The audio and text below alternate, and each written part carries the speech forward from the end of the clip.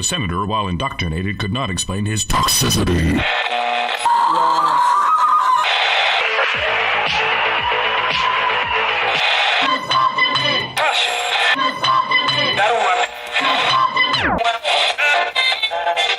You should not listen to men's rights advocates if you want to know what they have to say.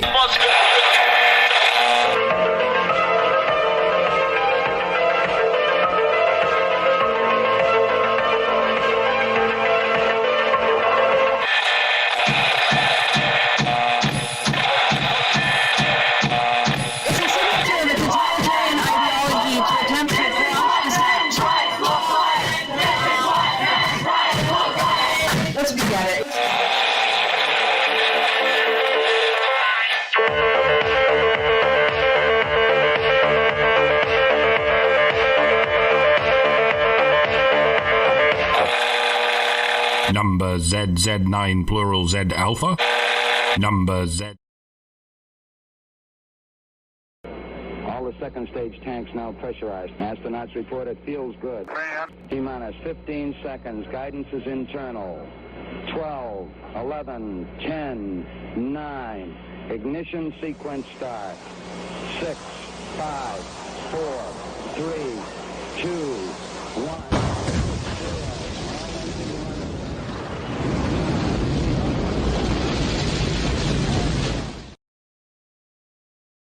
I really got into it this week with a nest of venomous termagants and the male feminists who fear them.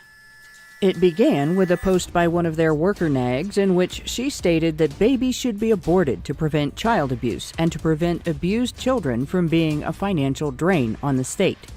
Aside from the fact that this horrifying idea parallels the logic of Nazis, there is one consideration that, if recognized and applied by the female population, would significantly reduce the incidence of unplanned pregnancy and child abuse. It was dropping the concept of that consideration into the conversation that led to this week's social media bar fight, as I was swarmed by enraged women for having the nerve, the gall, the screaming audacity to articulate it.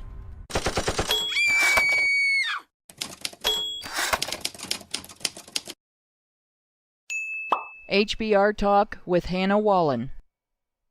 So, what was the horrifying idea that set off the Femistasi of Twitter? Personal agency.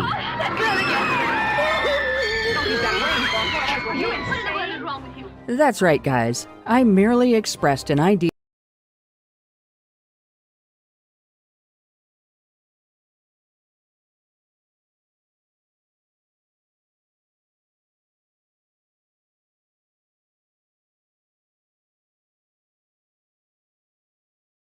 All right. Don't worry about that. Everything, literally everything froze there for a second. That's unusual for both computers to freeze at the same time. But here we go. We're gonna go back just a few seconds, and we'll go on as if nothing happened. Personal agency.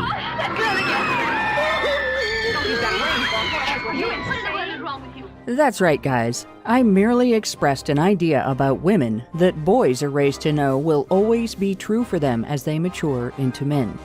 You are 100% responsible for the things you choose to do. Oh, the pain! Oh, the horror that was expressed by my detractors. Responsible? Women? For their own actions? The alarm sounded, spotlights were shown, an alert went out across the landscape of the Twitterverse. Misogyny! Misogyny! Misogyny! Next thing I knew, I was batting away the stupidest of arguments, left and right. Biology is sexist. Birth control is hard to use. The birth control these women have tried to shame society into paying for with your tax dollars doesn't work. Sperm jacking is okay and child support should be mandatory, with no escape for men.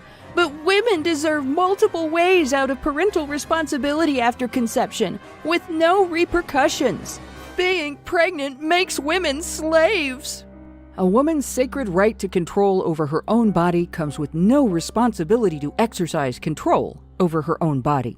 It extends to any life that relies on her care, with no responsibility to exercise her rights with any care. She is the all-powerful arbiter of life or death, a position that makes her a victim of her own choices, which conveniently are all your fault because of your super-powerful penis magic.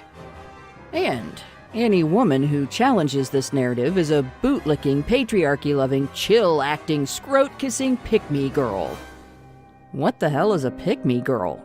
From the context of feminist usage in social media debate, it's any woman or girl who doesn't despise and denigrate men and boys, or any female who is more liked by males than the speaker is. If asked, they'll describe a pick-me girl as someone who pretends to be different from other girls for male attention, an ironic definition considering how often the same women make a point of telling us women are not a monolith. Some will even admit that labeling a woman or girl a pick-me girl makes her an acceptable target for abuse, because her existence and her lifestyle have been deemed a form of abuse against the sisterhood. They won't say it that way.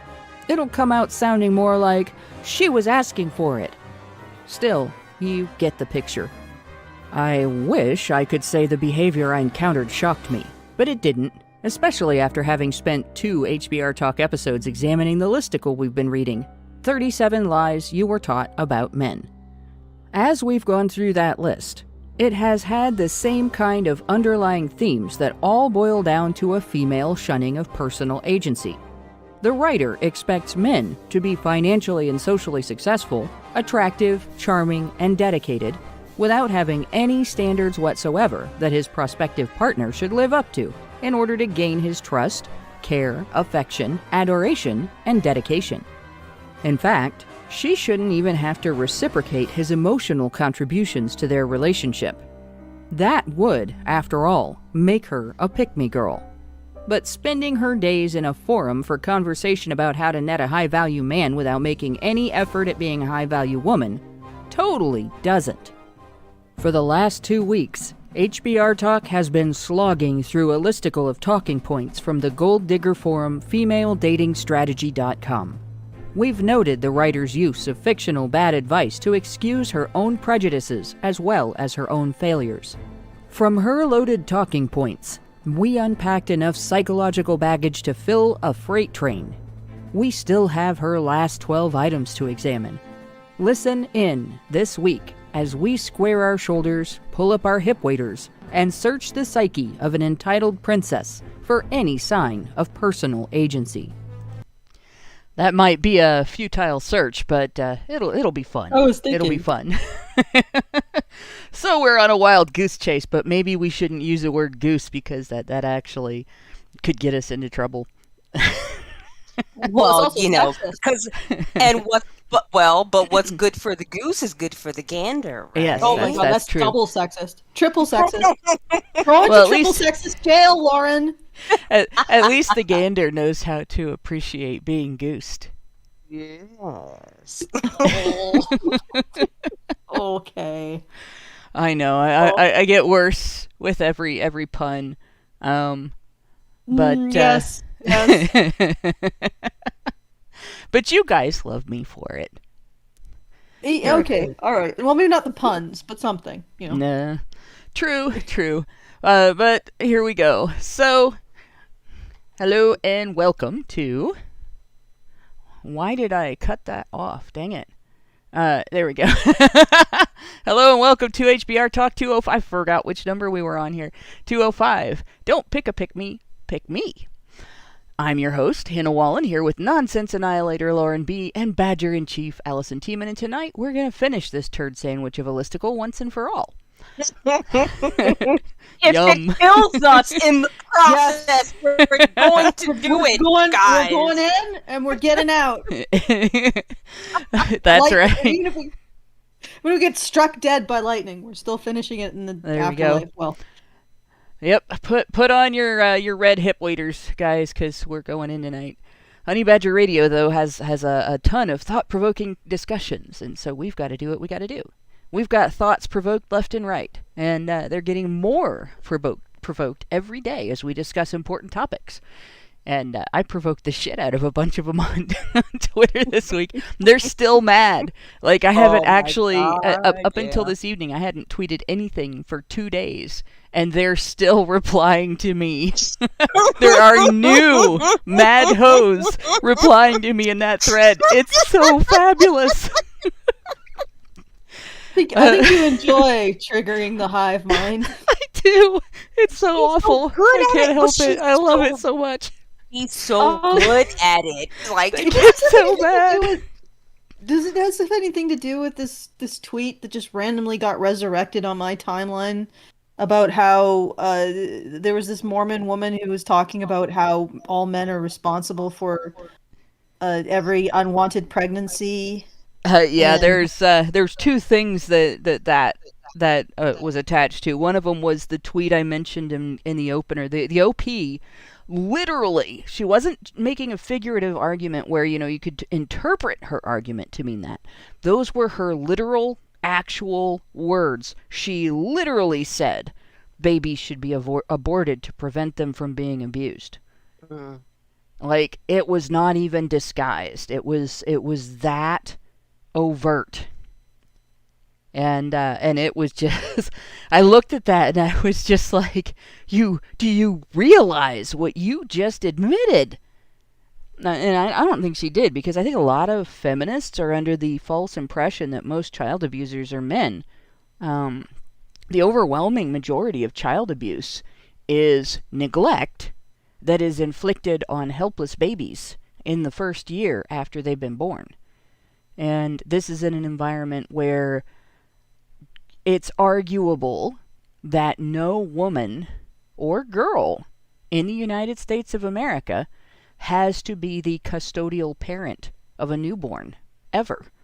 Because not only do we have all that birth control, and we have the right to an abortion, we also have safe haven abandonment, adoption, the ability to relinquish custody to other family members, including the father. There's literally no reason why somebody who cannot take care of a baby would be saddled with taking care of a baby against her will. So, like, that argument is basically, here we have this option that already exists that she's arguing for. And these types of abuse are still happening. And they are majority female perpetrated. yeah. See, I think when certain people argue for abortion, I think what they're really doing is trying to defend their willingness to just rid themselves of a life. You know what I mean? Like, it's Yeah. you know what I mean? Like, it's It's you lack know, of personal accountability. Total lack of Yeah. personal accountability. absolutely. So if it seems, if it's couched in these terms of like a medical procedure, then it's saving my life. You know what I mean? And it's Yeah. just this justification for your lack of ability to protect your womb. Pretty And much. I'm sorry, you cannot lay that at the foot. You cannot blame the man, because at the end of the day, I'm sorry. I see these people. They're arguing. Oh no, oh my God. Well, they're saying that contraception is not 100% effective, but then we should be 100% responsible for whatever the outcome is. Well, yes. If you are not willing to bring a person into the world, and you're not 100%, at least 98 or 99% comfortable with your form of birth control, you are the one that has the responsibility to say, yeah, we're not going to have sex unless you can then try to bridge that gap of what I feel is safe for my contraceptive purposes. But no, but that's not even what happens. These hoes out here taking raw dick and they want to fucking blame the men when they get pregnant. I'm sorry. You cannot tell me that all of these women, they're so responsible and they all are on some form of birth control, and they're making sure that the men that they're having sex with are wearing condoms because they don't want to get pregnant.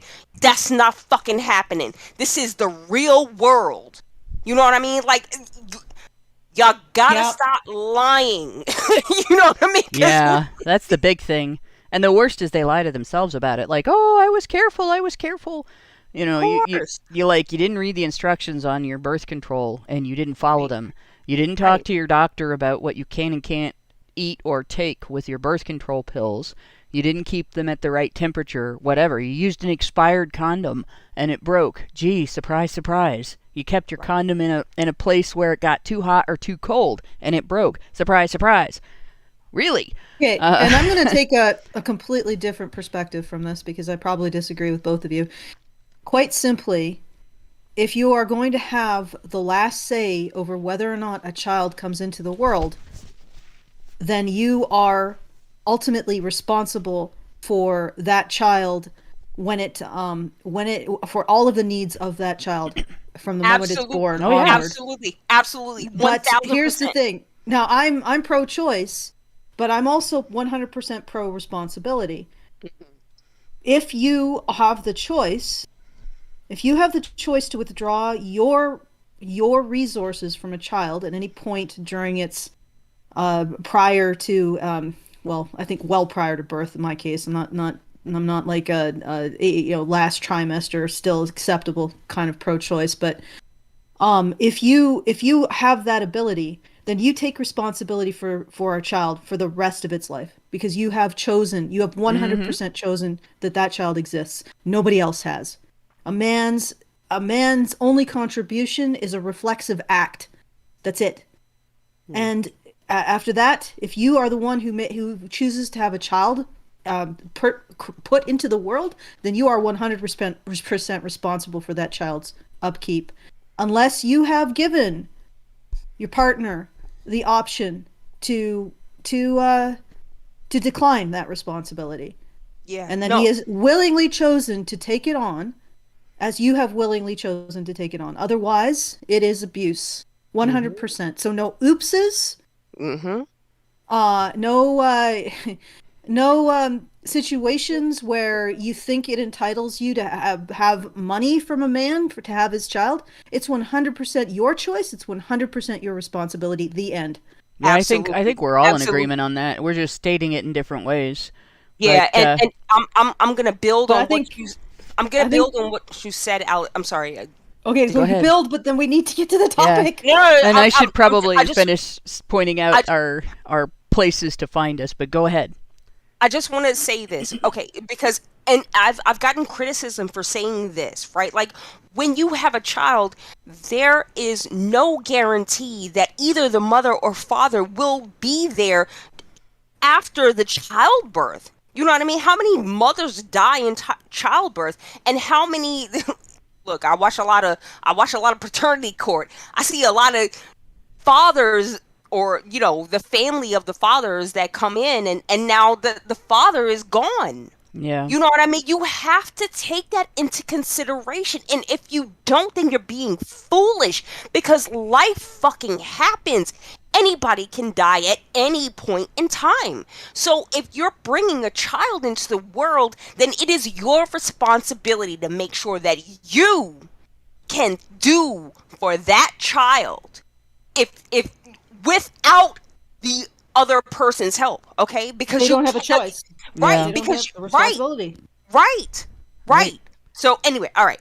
Just to really quick point out, I did have to inform feminist in that argument today because I looked up the statistics, the Bureau of Workers' Comp statistics, and the or rather the Labor Bureau statistics and the CDC statistics, and for every woman who dies in not just in childbirth, but in any way that can be attributed to her pregnancy, including suicide from postpartum depression and stuff like that. For every one woman who dies under those circumstances, there are 6 or 7 men who die in workplace accidents. And she was basically saying that it was more dangerous to give birth than it was to do the labor it takes to pay child support. So it'll be interesting to see how she responds to that bit of data. It's a little difficult to compare those two because they'd have to be fathers, right? Well, most men who do the kind of jobs that are dangerous and stuff like, they're paying for something. They're not. It doesn't cost that much to live if you don't have kids. In comparison to if you do. Child adds about $250,000 total over and over a you're lifetime. You're also not including deaths due to stress, right? Like that would be a lot of heart attacks and strokes, right? And men, like my dad. My dad did 4 jobs when I was a kid. My dad's death was a heart attack death. His heart stopped. It stopped, and it stopped so definitively that his defibrillator couldn't start it back up again. We were lucky to have the last 10 years with him after he had his heart attack, his initial heart attack. But yeah, a lot of men die of stress-related conditions that are related to overworking to pay for their families. And suicide. Yep, and suicide. So, might as well add the suicides when they can't pay for their families. When they can't pay for their families, and so all of that, like that woman, I want to have all kinds of statistics for her if she really wants to continue talking about that. But the fact is, you just can't make that comparison. We have bent over backwards as a society to make it safe for women to have babies. We've bent over backwards as a society to make it so that women don't have to have babies if they don't want to, and so that they don't have to take care of babies that they had if they don't want to. And here we are, living in a society where women whine that those things aren't available enough because men aren't being collectively taxed to pay for them. And just to make a real solid point about the cost of living, being single versus being a married parent. If you want to be able to afford an expensive car, and you want to be able to afford, a high rent apartment, and you want to be able to afford nice gaming toys and other toys and stuff like that, or hobby equipment and things like that, you still aren't spending half as much as you would spend on one child for the 18 years it takes to raise that child. You still can get by on the kind of income you would make in a lower risk job. But anyway, going on to the actual article, and I'll point out, I won't go through the whole spiel, but I will point out that if you want to be able to hear more discussions like this, you can support our work by going to feedthebadger.com, where you can help us out without funding politically correct censorship.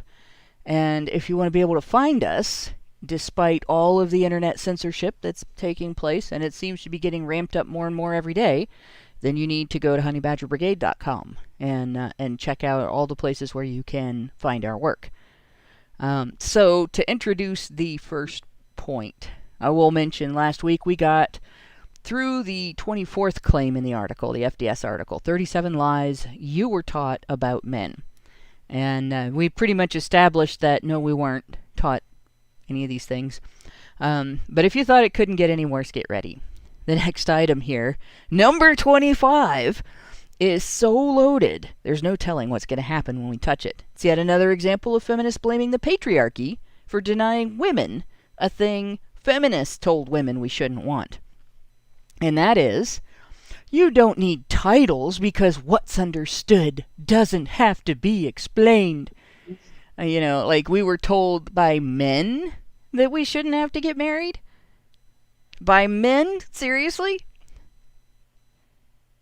Yeah, and so now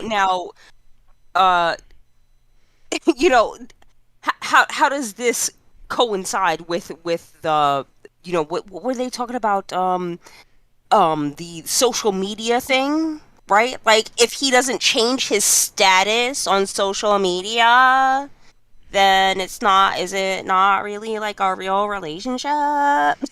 Okay, well, all right. I think that's compatible with this. You don't need titles because what's understood doesn't have to be explained. So she's saying this is a lie. Yeah. That we were told that people about men. need titles. Or what titles is she talking about? Like, are we talking Mr. about and like, Mrs. That's my suspicion. I We're thought talking she was about like, Mr. and Mrs. like royalty titles? Yeah. If you want to if you want to live without titles and you feel that this is perfectly acceptable, that's your business. But I'll tell you what, the first time your guy goes to the hospital and is admitted to the hospital, when you're not there to get put on his HIPAA list, try going to visit him without being able to say, I'm his wife. Right.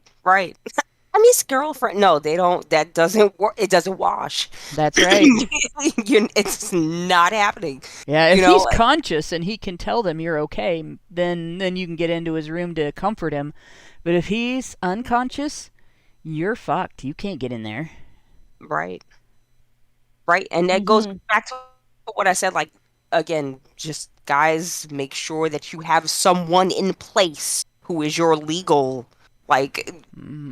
your legal, that will be able to make medical decisions for you if you happen to be unconscious, because good thing to keep in your wallet is contact information for that person. Yeah. Actually, yeah. Anyway, let's go. But yeah, that's number 25. That it's a lie about men that we've been told this, that feminists didn't spend how long? 50 years telling women that marriage is a trap, that women are enslaved by marriage, but not men, right? Not the guy who has to pay all the bills, who does 4 jobs to have a stay-at-home mom, Although my mom wasn't a stay-at-home mom, so they both worked. But all of this, this boils down to, what's her concern over this? What's her concern in this matter? She doesn't really explain why this is a lie or a big deal to her. It looks like the what's understood doesn't have to be explained thing indicates that she thinks the only reason to get married to a guy is so that he can't run away. Yikes! But she's not. Doesn't have to be a ride or die woman. Yeah, no, that's totally. She doesn't have to do any of that stuff. No, she's just got to be. That's it. She's just got to be. No, that might be a bit too much, Hannah. You might be asking a bit too much. Exist? How dare you suggest that I have to exist? This is exist privilege. I have the right to be completely non-existent. You kidding me? That's the ultimate, yeah. But seriously, Hannah, like, what kind of entitlement that a man should expect that his wife exists for him? How dare she not? How dare you suggest that she should be anything other than imaginary? How dare you suggest that she be at all in any context? She should be able to spontaneously combust or levitate out into the 5th dimension at all will. I don't know. No. This is so absurd, but I wouldn't be surprised if men finally give this somehow. I don't know how they would. They'd have to be God basically to give this woman everything she wants. Because they literally have to be an entity that could create a stone stronger than it could lift and then lift it to make this woman happy. I would not be surprised as after she gets everything she wants, she simply says, but I shouldn't even have to be for you.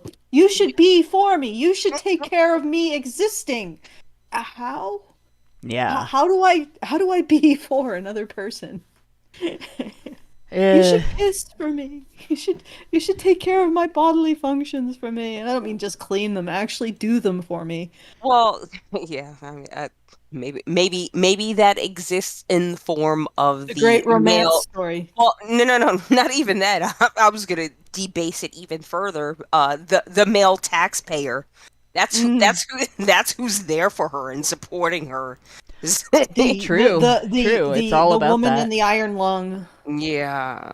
or Uh. the existence lung, The iron colon. the iron colon.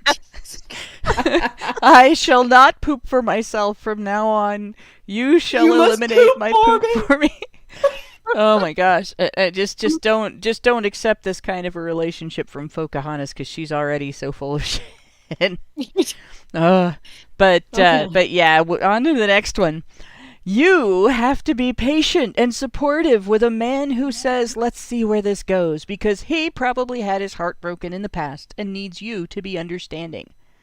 So first of all, nobody's ever said this to me. Second of all, it's not a lie.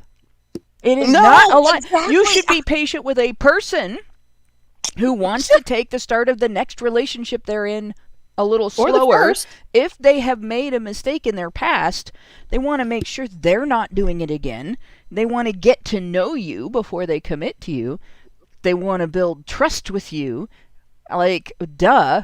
If you want to rush into something, find somebody that's as reckless as you are. Right. This is just, oh my God. This is the basics of getting to know somebody. Are you first kidding date me? marriage? Bro! Why even? No. You don't understand. You see, your first date should be at the altar. But arranged marriages are bad. I don't know. Like, what the? You have to be patient and supportive with a man says. Who doesn't say? I mean, why is that not implicit the first date? Like, who the hell? What? Exactly. And you know what this is really saying? What this is really saying is that, okay, the man has some damage. He's got some emotional trauma in his past. Whatever. I should be able to get away and bring all of my emotional baggage. It's not a fucking problem. But if he's got some, I'm gonna point it out, and it's his fault. And He why doesn't is have it? the right. How much you want to bet? How much you want to bet that she spent their whole date talking about how horrible her ex-boyfriends were? That's what they do. That's what they fucking do. All these chicks, that's what they do. They complain about their asshole exes. Well, you like fucking assholes. I don't know what to tell you, bitch. Like, that's what it is. I'm sorry. Okay. It's got to be said. You women have the worst. The worst. Look, if you want a quick hookup, okay, fine. But you have the worst skills when it comes to pair bonding. That's because you've been fucking everybody. You don't know how to, Have find a relationship. Yeah, nah. Well, I mean, nah. here's the thing. This is an invitation to actually care about your partner. And what does she do? She says they don't have the right. Yeah. Yes. When somebody has a vulnerability or an issue, you step up. But in this case, I don't even understand it because they don't even have to appeal to him having been broken. Okay? It's just the beginning of a relationship. You see where it goes. Right. Period. Right. And so you meet this guy and he's had his heart broken. I'm sorry. Is it too much to ask that you actually give a fuck about what he might have been through? And so maybe you don't make those same mistakes. Maybe you don't hurt him in the same way that he's been hurt in his past. No. No, wait. You come to the table with emotional damage. I can't deal with that. It's the Drake meme, right? It's the Drake meme, right? You got emotional damage? Nah, I can't deal with that. All of my emotional fucking baggage? Yeah, you gonna take all that shit on. I don't blame men for not dealing with these women. And seriously, guys, you just You have the right not to. Let's just yes. walk away. Yeah. Seriously, Walk like away. if he what does she think a relationship is? Well, I know what she thinks a relationship is. For her, a relationship is a man essentially doing everything for her and her doing nothing for him. Essentially, And him having she no standards. he Her has to relation- be everything. She gets to be a sex doll that doesn't have to let him have sex with her. I swear to God, our society is completely ruined pair bonding.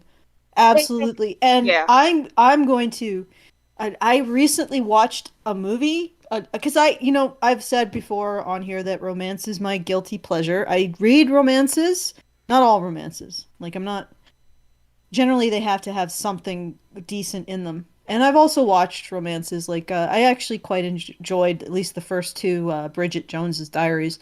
Um and so occasionally I watch a romance.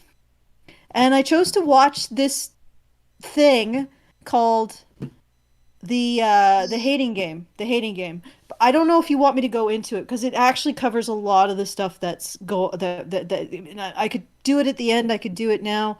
I'm leaving it up to you, Hannah, because I don't want to derail this too much. But it is a perfect, pristine example of how well our society is absolutely fucked women. So is it a in their book, an dating article, options. a movie? It's a movie. It's a movie. okay. It's a movie. I'll have to watch It's a it, movie. and maybe we could do a show in which we do a review of it, Oh, because that okay, sounds I'll like do it really something that quick. we ought to get into. I'll do it really quick. Okay. I'll try to do a really quick summary, and it'll be interesting because it's like really reveals this nonsense. All right, so the main female character works at a publishing company. Right? Already red flag, avoid. But Yeah. whatever. She works at a publishing company. It's a boutique publisher that's been taken over by a more mass market publisher. And she has as her coworker now this man who had the audacity of not smiling at her when he went into the office and started up his job where he was.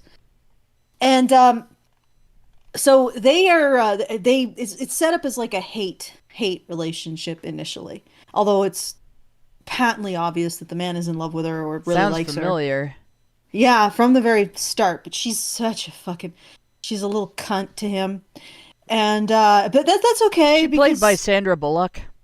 no, she's not played by Sandra Bullock. Like Okay. this is how a lot of romances are set up.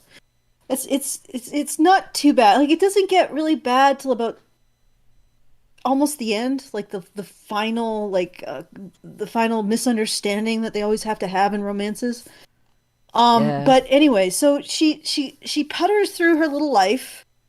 There's some really incomprehensible interactions between the two of them. He expresses his feelings for her, despite her being a total cunt, by kissing her in an elevator, and she actually ends up inviting this other man out on a date in order to because she had said something to this other guy about having a date, so she just needed someone to fill in. And it turns out that they sort of hit it off. The false romantic lead dude, which they all have to have, right? The false romantic lead dude. And so they go on a date. There more shenanigans ensue. The false romantic lead guy turns in her emotional tampon. And then the denouement is that she overhears this conversation between her coworker that she really wants to fuck, but has no apparent emotional interest in whatsoever, and his boss talking about how they're going to take her down, and because they're both vying for the same job, and his boss wants him to get it, and she just turns into an absolute piece of shit to him. So they're out having drinks with her tampon. And the guy comes up to him, and this is after they've been having sex. And he says, "Can I join you?" And she's like, "Yeah, there's no room here." I'm like, what? And the denouement finds out, of course, it's a complete and utter misunderstanding because he's talking about having got a job at HarperCollins, not taking her job, and she like supports her in getting her job, and it's like, why do I cheer for this woman? She has had no character arc. She has not been redeemed. She's not questioned herself. She's not overcome any bullshit in her mind. Like, she hasn't actually realized that she's a hateful cunt that jumps to conclusions. And I'm supposed to be cheering for her getting this guy? I'm actually hoping that he just walks away with the emotional tampon dude who was equally fucked by her. That's where my head is at. But, I'm a bit of a... This is why, while everybody refers to Gone with the Wind as an iconic romance story, I refer to it as the poignant story of an abused man's experiences with a psychotic woman until he finally, at the end of the movie, gets, to the point where he recognizes that she's never going to become a better person and walks away and escapes the abuse. Like, everybody thinks of it as Scarlett O'Hara's story, but it's really Rhett Butler's story of escape from this crazy bitch that he can't get his mind off of until he marries her and has a daughter with her and figures out that she's still always going to be a crazy bitch. And, that usually gets me in trouble with people who like romance novels. But well, it's not going to get you in trouble with me. I'm not real big on those. That's what I liked about Bridget Jones's Diary. At least in the second one, I can't really remember that first one clearly. But she has to come to the realization that her complaints are petty. Yeah. And she actually gets that hit in her face over and over again. And she goes back to the man she loves. And incidentally, it was the I don't think she ever slept with the Hugh Grant character in at least the first two movies. The third movie I'm not even going to watch because I can already tell from the storyline that it's utter crap. But she actually comes to realize what she's doing to her partner and realize that her complaints about him are petty. So there was a character arc for Bridget. There's no character arc for cunty face in the hating game. Absolutely none. She begins it as a cunt and she ends it as a cunt. And I actually really felt for the man because I'm like, this is horrible. Like I can't envision a happy ending at all. All I can envision is her finally getting a couple more shags in and then being like, yeah, you're not my type, and moving the fuck on. And that's pretty much, like, to me, whenever I run into romance novels that are or romance movies and stuff that are made for, like, the women that get really excited about them, they seem to have that problem. It's one of the things about I don't mind romance as part of an other story, right? If it's part of a Western, part of a action adventure, part of a mystery, part of a horror story, that's all good. But when the story is mainly about the romance, it always seems trite or fake, or it's hard to write women characters with flaws in our modern society, and it has been for a long time. It's hard to get people to publish stories that involve women with flaws that they have to overcome. And it's not much fun to watch a story about a character that couldn't exist in real life, not because of superpowers or magic or things like that, but because nobody acts like that and nobody develops like that. That's just, it's just not fun. There's no hero story in it. There's no nothing. But it's probably the underlying thing that pisses me off about this point, number 26. When I've had relationships, and I've had a lot of relationships, friendships and romantic relationships with people, where the relationship grows because we have helped each other through tough times that involve learning hard lessons that helped us build on our strengths and overcome our weaknesses. And I've always said, there's that saying that, a good friend will help you hide the bodies. And my answer is no. A good friend will help you not get to the point where there are bodies to hide. Right? Yeah. A good friend will tell you when you need deodorant. And a good friend will tell you when you've said something, you've dropped a bomb in the room that is just a stink bomb instead of a truth bomb. And, a shitty friend doesn't criticize you for anything, ever. And it's the same thing in a closer relationship, an intimate partnership. Someone who genuinely loves you should enjoy watching you grow as a person. And you never stop doing that your entire life. You're still growing and learning until the day that you die. It's very sad to see women want relationships with people that don't want to help them grow. In any case, moving on to number 27.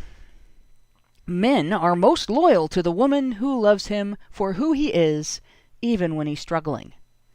And that's supposed to be a lie, too. And it's supposed to be something that people have been, told as a lie about men. Just men. Right? This is true about everybody. Everybody is going to be more loyal to somebody that they have learned that they can trust to stick with them through the tough times than they are to somebody who has been a fair weather friend. Like, why should this be different in a romantic relationship? Yeah, this I don't know. This how is this how is this a lie? And again, this this is just Wait a second. Wait. How can you even say this without how can you say this without believing something really despicable about men? Anyway, continue. Sorry, Lauren. Well, but what I was going to say is that, when you look at the divorce rates, it's mostly women who are leaving the fucking marriages. So stop saying that. I really hate this narrative that it's men who walk away. Yeah. It's men who give up. No, it's mostly the women who are leaving. They're breaking up their own homes and walking away from the marriages. They're bored. Exactly. Even if they have kids, they're just walking away from the foundation that they built, but they don't even understand what the foundation should be. They get into these situations, they have these kids, but you don't understand that it's sacrifice. Sometimes you gotta sacrifice. You chose to have these children. So why wouldn't you choose to stay with the father of these children so that he can protect you and provide for you? No. These women are always out here looking for better. Yeah. Better than what? You're not going to listen, once you have a kid, you're not going to get anything better than your baby daddy. Right? Like, that's it. You're not going to level up. So stop trying. Look, these fast ass women, I don't understand how contraception works. What? Oh my God. Well, here's a baby. Oh my God. He got me pregnant. And then, with his magic dick. Yeah. Well, I just slipped and fell on it and whoops, here I go. But then you don't want to take responsibility for having that child. You don't care about keeping the father of that child in your child's life. And you just want to go flirt about and just be, you want to live your best life. Okay. All right. Let's see where that fucking lands you. I'm so done with these hoes. Anyway. Next. yeah. This is a moment for the next thing. That's pretty well rounded. Although I will point out, it's pretty common for women to abandon a man when he is struggling. Yes. And it's pretty sad because he's going to be his strongest self after he gets through that. And obviously, if you're going to abandon him in the midst of that, you never loved him. But even if you had mercenary reasons to be with him, you missed the best part because you basically left before a great period of growth was completed. And once a man overcomes a struggle, he has tools that he didn't have before that struggle, that he had to build within himself in order to overcome that struggle. And you didn't get to be a part of that. And you didn't get to witness and be there with and for the stronger man that he became afterward. Mm-hmm. And it's just, in my opinion, well, that just sucks to be you. Yeah. Yeah, and it goes back to number 15. No man is perfect. You have to work hard to help him reach his potential. Yeah. That's a lie. Okay, all right. So you're not willing to work with a man. Why would he want to work with you? Well, you're not allowed to be judged. She's already perfect because nobody's allowed to criticize anything about her, right? Right. Number 28. If Wait, a man wait, has, I just had a you thought. do have something to say. Yes, I had a thought. Okay, so she's perfect, absolutely the way she is. Mm-hmm. Or rather, every imperfection she has is actually a man's responsibility. But of course, she would honestly say that women like us pick-me's, are not perfect. But why? Why are we not perfect? Because we care about men, we have concerns for their issues, because we try to work on our own shit. So we're not perfect because we have some kind of agency, where she's absolutely perfect because she has none. Yep. Again, apparently, in the mind of these women, the perfect woman is a living sex doll that can tell you no. Mm-hmm. That's it. Yeah? Yeah. But they're programming sex dolls to say no too, Hannah. Oh, for Pete's sake. Why? It's an inanimate object. It's not human. Yeah, because that's actually men seek consent. So Well, a big yeah, I part of the suppose that courtship probably- is the sensation, or at least the replicating the sensation Of that a woman obtaining has consent. obtaining desire from a woman. So they're finding that the sex bots themselves are not enough. They actually have to simulate the process of courtship and obtaining desire. Boy, that's really gonna mean it sucks to be these women, because they basically don't want to reciprocate anything. So Nope. they're not going to offer that side of the courtship. Yeah, Nope. well, That's sad. they They're going to don't be have- outclassed by sex dolls. they don't With a they, coquettish chip in their heads, She can play the coquette. Oh yeah, that's going to sell very well. they have nothing with which to reciprocate Yeah. That's besides a hole. And No, nothing, and complete inability. Yeah, you're right. Yeah. A hole, more. They have like multiple holes. They got more. Maybe this is what it is. They are perfect because they got an extra hole relative to a pick-me, a hole between their eyes, yeah. in their head, Hole between their ears. Yeah. years. where the man Yeah. can insert his metaphorical existential penis into. A portal fuck their to a brains. world of complete and utter emptiness. That's sad. Number 28. If a man has a wandering eye, it's because you're not taking care of things at home. No, no, Sad. no. Oh, God. If men are looking at women, it's because women fucking look good. I'm sorry. Nobody says. What the fuck are you talking about? Nobody blames the woman when a man cheats. People do blame the man when a woman cheats. Right. Nobody blames the woman when a man cheats. Right. Okay. Like, who's right. giving this woman this advice? Her girlfriends? Yes. Yes. Them bitter bitches over there. Well, actually, like this, there's a kernel to truth because she's saying this isn't true. Well, it is partially true. And I'm basing this on a man who actually researched why people have affairs. Yeah. Aside from it's exciting, etc. There's also an element that there isn't an emotional connection at home. Like he doesn't feel heard, he doesn't feel understood. It isn't necessarily sexual; it's Right. emotional. Yeah. And I guarantee that you are rife for such a thing to happen to you, because everything that you say, everything that this person says, it amounts to, I don't have to be my half of the relationship. Well, if you're not going to be your half of the relationship, you're not in a relationship. And Right. frankly, if a man cheats on you, he's not cheating Right. because you're not in a relationship. Right. You are incapable of being your half of a relationship. So any relationship that a man gets in with you is a relationship in name only, not Right. in fact. Therefore, if he goes out and fucks your sister, he isn't cheating on you. Sorry, lady. You don't get to use the term cheating about any man that you have been in a relationship with and has had sex with another woman or had emotional intimacy with another woman because you are never been in a relationship. Well, I'm going to stand That's a behind good that. point. No, exactly, because it comes to a point where you are actively rejecting your partner, It's like, and that's not Yeah. that's Yeah. that's not a relationship, and that's abuse. It's psychological abuse.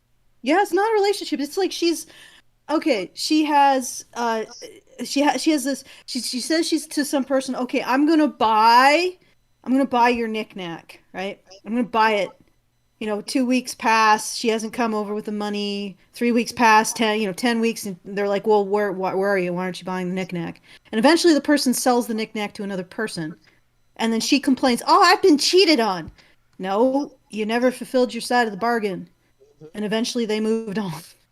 They should have Yep. told you to your face, but I imagine that would be something akin to the freaking head, the head hugger experience in Alien or the visual, Well, hell, I a mean, man telling this woman anything that she doesn't want to hear. I imagine would involve a lot of screeching and face penetration.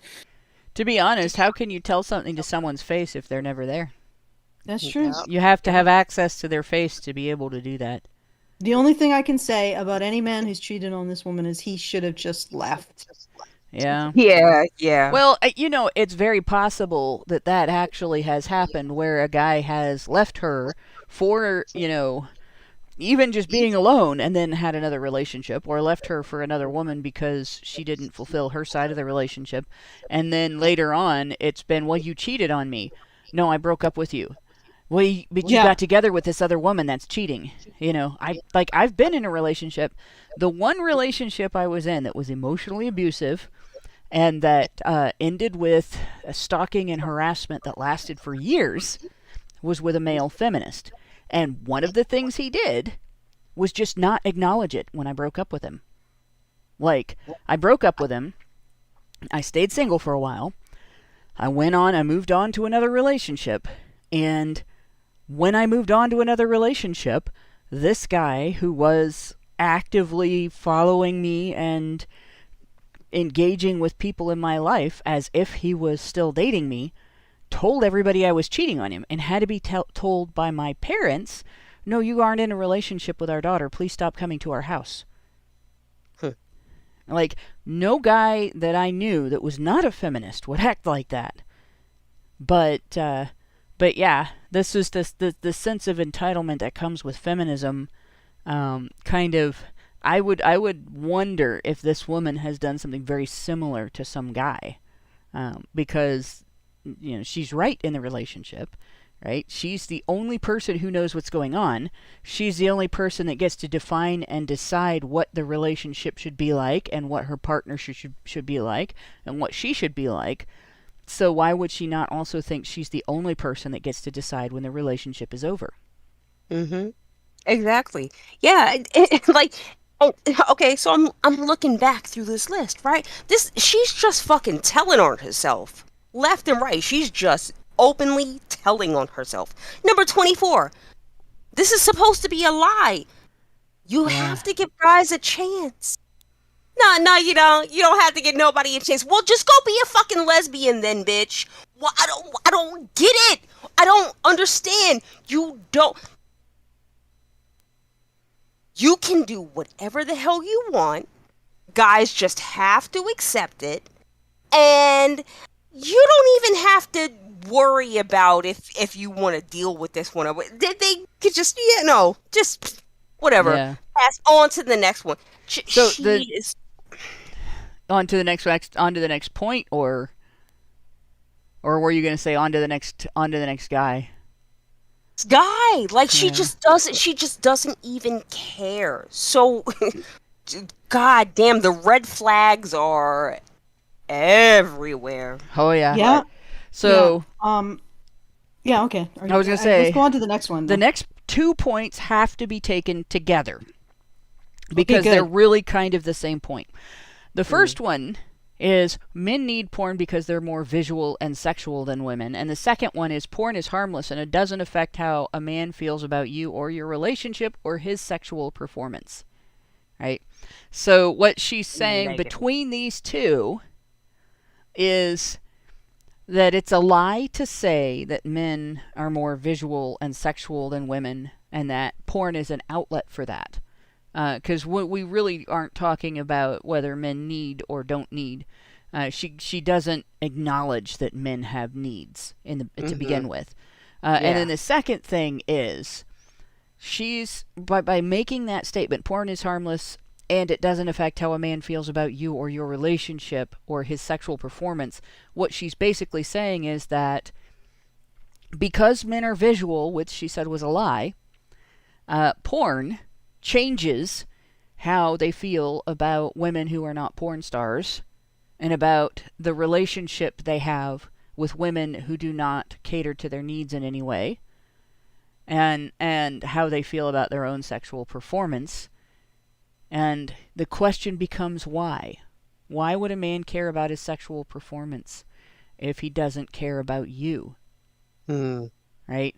Why would he get nervous about his sexual performance if porn has made him less into you and less dedicated to you and less interested in your outcomes in the sexual relationship? So her claims here basically is that porn is to blame when men don't like her.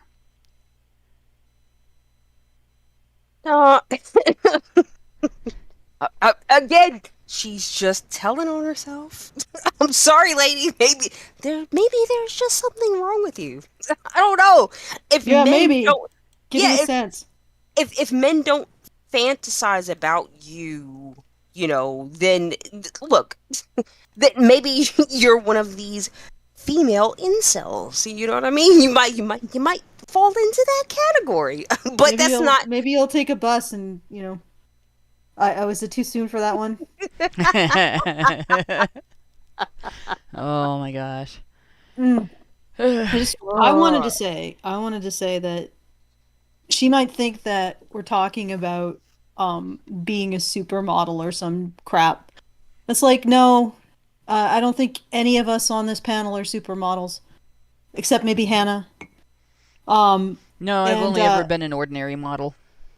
Yeah. But my point is that you don't have to be. You just have to be a decent person, and you aren't even a decent person. You're not even a person. You're a walking collection of needs. And at the same time as you're so desperately needy, you are so desperately contemptuous to the person that you think is going to fulfill all your needs. Yes. You are a mess. And the fact that men don't stay with you has absolutely nothing to do with men or masculinity. It has to do with that. You don't bring your half of a relationship.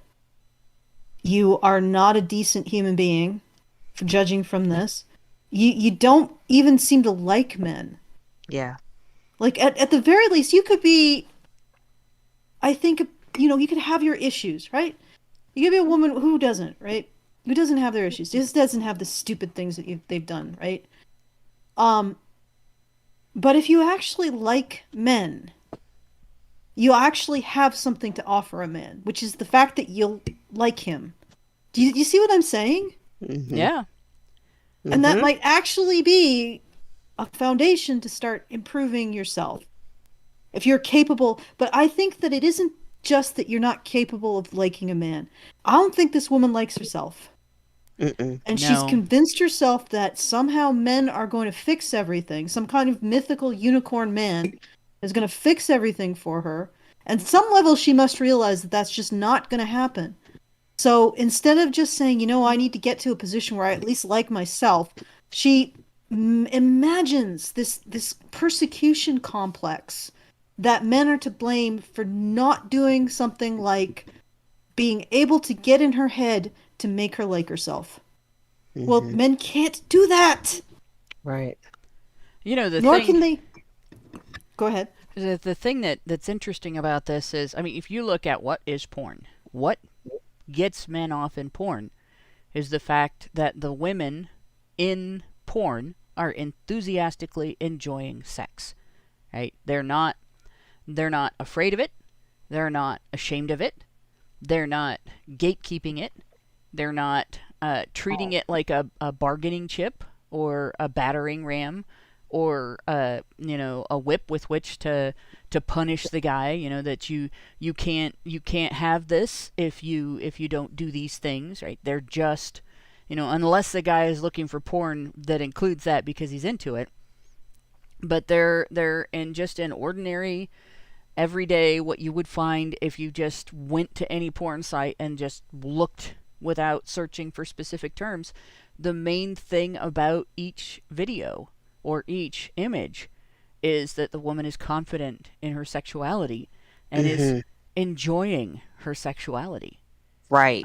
And so as far as the male performances in it, you could almost put a male sex bot in porn and it wouldn't make that big of a difference in terms of men's enjoyment of it, other than the fact that the portrayal in porn indicates that, in heterosexual porn anyway, indicates that an ordinary guy can get laid, right? But the thing is, this woman is complaining about being judged for all of those things, for being interested in sex, for being a sexual being, for being a person who is enthusiastic about her enjoyment of sex, who is unashamed, unabashed, and who just does what she wants, when she doesn't want men to see those kinds of portrayals in women. It's very self-contradicting. Like, if you don't want men to think of women as potentially being like that, don't complain when they expect you to not be like that. I mean, I don't know how else to say that. Yeah. You call porn harmful because it communicates to men that you are the way you want them to tolerate you being. Yeah, well, porn is enthusiastic consent for the most part, unless it's like fetish.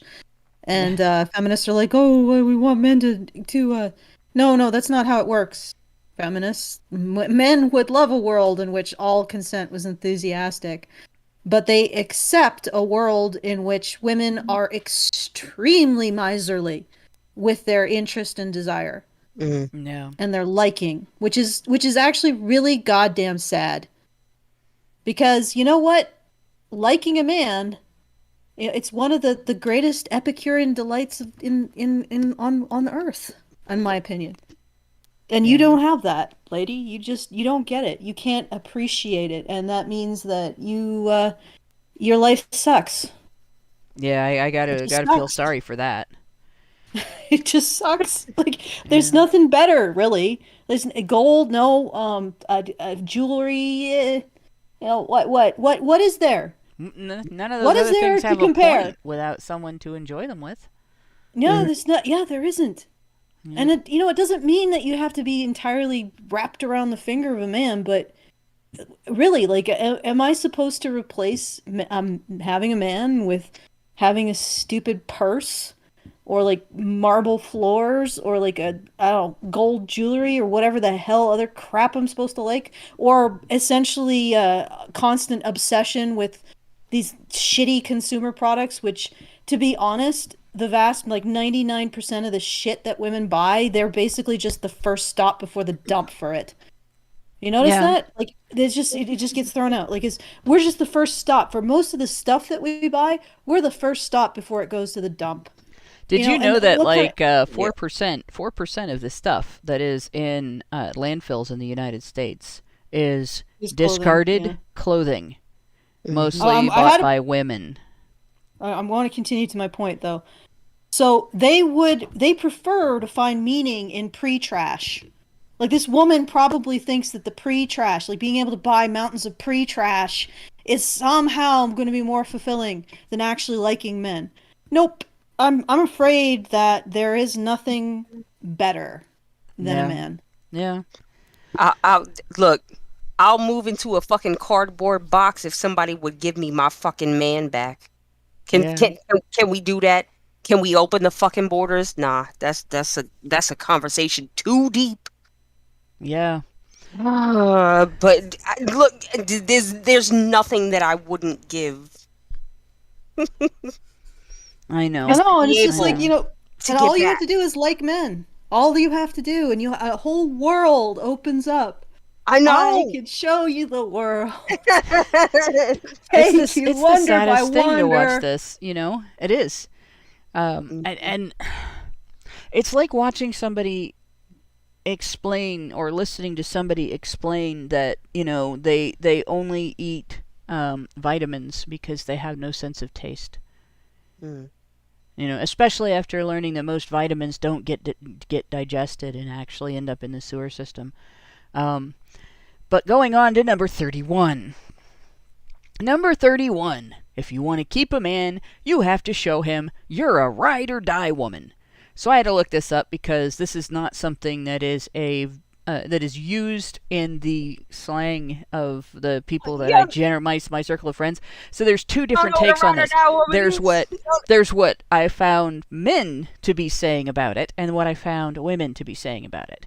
And among men, a ride or die woman seems to be a woman who will stand by you through thick and thin, No through matter good what. and bad, no matter what. And who isn't going to abandon you the first time you have a bad idea. But women think it's being Bonnie from Bonnie and Clyde. And so there are some guys that treat it like that. But I've noticed that there's a common usage of ride or die that has nothing to do with committing crimes or doing completely reckless, stupid, dangerous things and stuff like that. And apparently it's a definition that doesn't exist for women. So what she's probably talking about is the woman who will do, you know, anything because you want to. Which I've never ever had anybody tell me to do stupid things because the guy that I'm with wants to. What they actually say is, if you got a guy that has no good idea, bad idea filter, you should leave. So this is another lie about lies that women get told about men, unless there are women out there advising women to do stupid things because men want to do them. Well, see, I think this this just again goes back to how, like, are you really there for your man? It's not about doing anything, you know, illegitimate or illegal, right? But you know, if you want to keep a man, you should probably show him that you're willing to be there and deal with his stuff when he has stuff, when he's got bad things that happen to him, when things happen in his family and it affects him negatively. You want to know that the woman who's with you is okay with dealing with that stuff. You know what I mean? It's Yep. she just needs to be able to show that she's supportive. I think there's a lack of recognizing the agency of the woman here. Yes. If you want to keep a man, then you have to keep him. This is essentially what she's saying here. Yeah. Yes, dear, that is not a lie. That is reality. If you want to keep a man, and every human being will go through tough times, then you have to keep him. Yeah. Because let's be honest. Like, if a man actually finds a halfway decent woman, even when men could divorce and women had more restrictions on their divorces, Men didn't get divorced. They just Yeah. stayed. Like 100%. It's not men driving divorce, and it's never been men driving divorce. Okay, ladies, divorce is not a male thing. They stick with you. So Yeah. if you're not keeping a man, it's because you're walking away and somehow convincing yourself that he's walking away from you. In that amazing way that women have. Yeah. Of insisting the action that they're taking right now, right in front of you, is your action that you're taking. That this is your choice that you are making, and somehow you are taking the action that they have chosen to make. Have you noticed that? There's a lot of women who can do that. Like, if they're right in front of you, they're doing this thing, and either the thing doesn't work out for them and suddenly it becomes your responsibility that it happened, or they're doing the thing and they're just like, yeah, I'm not doing this thing, this is you doing it. Even though I'm the one who initiated the divorce and signed the papers or insisted that you do it, it was really you that divorced me by blah, blah, blah, blah, blah. Okay? No. All right? If you want to keep a man, you have to keep a man. It was I, Shio, the whole time. Yeah, it was Shio. Sorry. I couldn't help it. Hold on. But it's not just if you want to keep a man. Are you someone who a man wants to be kept by? Stop. Yeah, well, Lauren, men will take very little, which they shouldn't, to be honest. I know, and you know, we talk about men and women, right? Like, I really want women to step up their game because they're just failing. I'm sorry, ladies, you gotta step up your shit because you're just fucking failing, and it's almost laughable. Like we sit here and laugh about your failures. You know what I mean?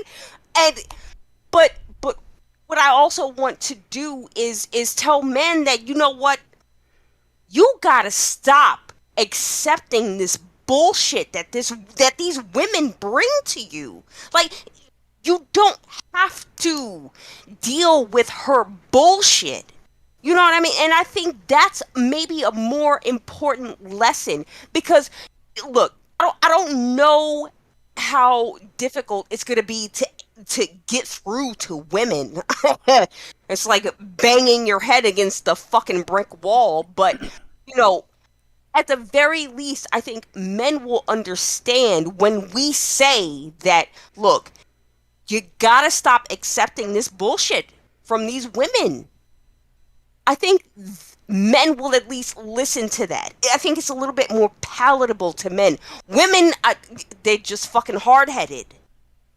I don't know what's gonna take to get through to them, but god damn it, somebody's got to, because what was it you were saying before the show? Like, these women are wandering around stepping on a rake and then blaming men.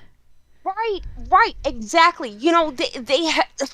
So I will reiterate, they have, and we're talking about generations now of women who have just come up and they've been told every message is just, you're great, you're good, you deserve the world, you deserve the best, and then they get out into the real world and their expectations just don't meet the reality, and they don't understand why, and they're angry, and they don't even understand that they're angry. They don't understand why they're angry, and in reality, it's because they've been sold a fucking lie. They've been told that I deserve everything. One, you know, maybe you're just an average bitch. Maybe you just need to shoot a little bit lower. You know what I mean? There's nothing, look, everybody can't be a CEO. Somebody's got to be a janitor. Yep, everybody can't be an Olympic athlete. Right. You know, that's the telling women they can do anything they want. Like, that is one bit of bullshit that I kind of escaped as a kid. Like, there were people who still tried to foist that message off on me. You know, but I came from a family where you were made aware, male or female, that you had strengths and weaknesses, that you were expected to make use of your strengths and work on your weaknesses. But the idea that you were going to just take one of your weaknesses and turn it around to the degree that you would become better at the thing than anybody else was, that maybe that was their talent or their skill, that came easy to them, that was a bullshit idea, that you could just magically, without struggling, just develop a strength out of a weakness. And it served all of us pretty well, right down to the point where, my brother took the weakness of being tone deaf and turned it into years of work, after which he developed the skill to play 7 different instruments and sing and write his own music, and he has worked with multiple bands that he's led. He's made money from his music, and he developed a following. And he developed a following in our community and one in the next community that he moved to. And, I have had the same thing where one of my greatest weaknesses is I'm socially awkward and not very socially adept, which, you'd think they were the same thing, but awkwardness can just be from shyness. Like, I'm Liza Doolittle at the horse races, right? I'm really horrible at social engagement, and yet here I am hosting a political talk show that the people listen to because they want to. And on my level of stage fright is so bad that I almost throw up before every show. And being able to overcome that, I don't think I'd have been able to do it if my parents had just taught me that I deserved to have success in anything that I wanted to, and that I could do anything I wanted, and not, if you want to do things that are hard for you, you have to be willing to work. Right? You have to be willing to work through difficulties and overcome handicaps. And, that's a pretty big difference. Men get told that. Women should too. Boys get told that. Girls should too. So, and the next point is, the way to a man's heart is through his stomach. All right, so everybody's heard that one. Yes, that's advice that people get. And it's kind of dumb advice, because the way to a man's heart is through his brain. Unless you're talking anatomy, and then the way to a man's heart is through his sternum. But if you do that, you're going to get in trouble unless he paid you to do it, so that you could fix his heart. But the point is, it's not a lie either, because everybody likes good food. And the underlying truth in this is, the way to a successful relationship is to be a caregiver for your partner. And that's not gendered. Both sexes are expected to do that. What she thinks is a lie here is that both sexes, and not just men, should be expected to do that. Yeah. Imagine thinking that you could express love for somebody while in a complete and utter absence of wanting to provide care for that person. Yeah, I just don't, I don't get it. What is there, what these women, what is are you afraid of being in the kitchen? Why are they so angry around the idea of making a meal for someone else? I don't get it. It's something that you would do for yourself. But once you have to do it for someone else, it's a burden. It's burdensome. I don't understand that. It's so selfish. It's so selfish. It's sad.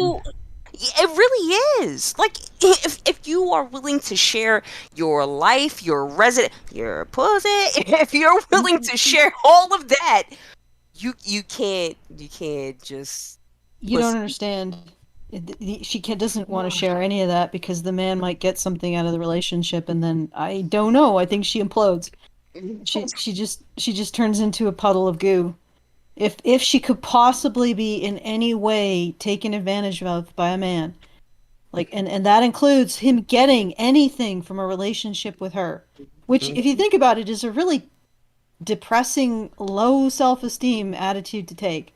If the man gets anything in a relationship with me, it's him stealing from me because why? You mean that you have absolutely no sense of self-worth? I mean, how can you? I don't know. It's just her thinking is incompatible with an actual relationship, and I think this is more systemic than just one person. Yeah. Like it's like we've taken women, our society, and all of the shit that we tell women, we've taken them and we have broken them to actually be able to pair bond. And Yeah. instead of actually pair bonding, they are filling that hole inside them with pre-trash. Yeah. Yeah, and like she doesn't want to be treated like a partner. She wants to be treated like a child. Yeah. This is what we've done to women. Like, we just broken them down, just infantilized them back into this She wants to be fetus. Like, yeah, like a fetus. She wants to be like the this man's congenital unborn twin that he Yeah. he consumed. yeah. Like she can just sort of a minor spark. She wants to be like those fish with the lantern. Oh, gee. Yeah, no. What are those things called? Lanternfish. No. They're called lanternfish. Oh, obviously. It was so obvious I couldn't get it. So she wants to be like, the males, they just sort of attach to the female and then they become a sperm sac. She wants to be that to a man. She just wants to sort of attach to him and just be this little thing hanging off of him while he does everything. And that's independence or something. Or maybe she probably say, oh, the feminist idea of an independent woman is too much for me. Even that just like, and it's not even real. Like the feminist idea of an independent woman is a woman who reduces everything down to her own victimhood and how she's acted upon, which I don't know how that's independence, but whatever. Yeah. She would probably say that's too much. Even maintaining the fiction of some kind of equality and independence is too much. No, I literally want to be a sack that a man carries around like a fucking giant skin tag. That's my aspirations in life. Yeah. On the other hand, this might just be an admission that she can't fucking cook. Which now when you examine this is not just a feminine jab at another woman, because when you think about cooking, the people who are generally the best at cooking are men. And there is a reason for that. Cooking is not just about talent. You can be incredibly talented at figuring out what tastes good together, what flavors mix well and stuff like that. And you can have an incredibly talented tongue in terms of tasting your food, right? In terms of distinguishing flavors. You could have the tongue of a gourmet, the taste buds of a gourmet, and still suck at cooking. And the reason is because cooking is not just an exercise in talent, and it's not even just an exercise in skill. You can know everything about cooking and still suck. And the reason is because cooking is largely about discipline. To be a great cook, to be a great chef, you have to be as disciplined as a great athlete.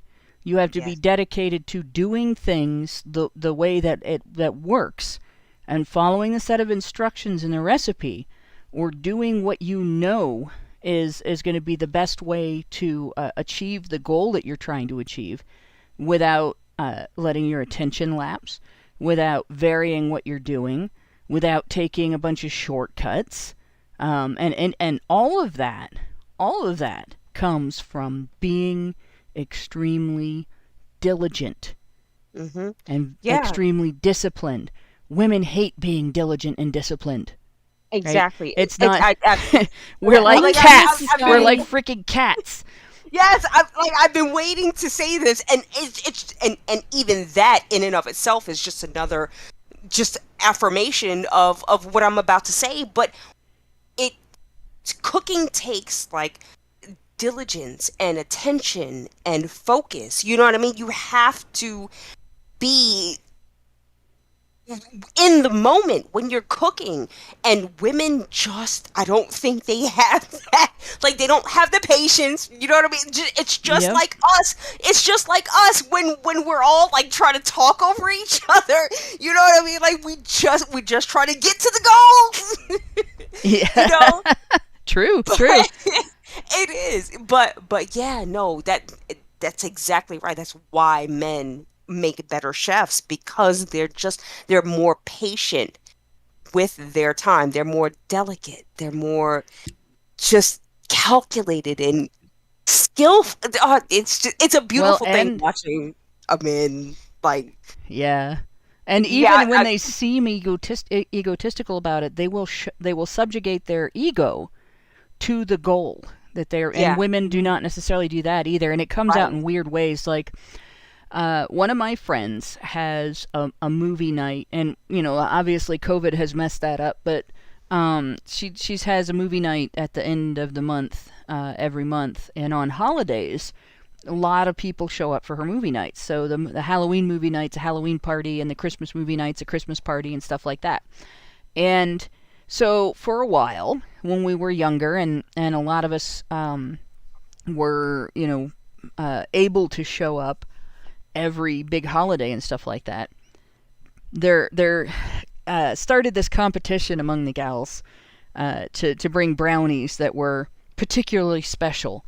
And it was an ego competition. It was definitely an ego competition, right? And her poor husband, everybody knew he liked brownies. And so instead of just bringing really well-prepared and properly cooked brownies that tasted really good and had a good texture and were, exquisite as brownies, the gals started adding additives to the brownies. And we started getting peppermint flavored brownies and brownies with this or that in them, and they were special brownies, and they were this person's brownies or that person's brownies. And I think the climax of this was that she loves mangoes and he loves brownies, so somebody brought mango flavored brownies. And they tasted exactly the way you would expect mango flavored brownies to expect. And like, they were as well made as mango flavored brownies could be, but they were not good. They just weren't. Mango's a muddy flavor. It's not really compatible with chocolate. No, you need a sharper flavor for chocolate. Right.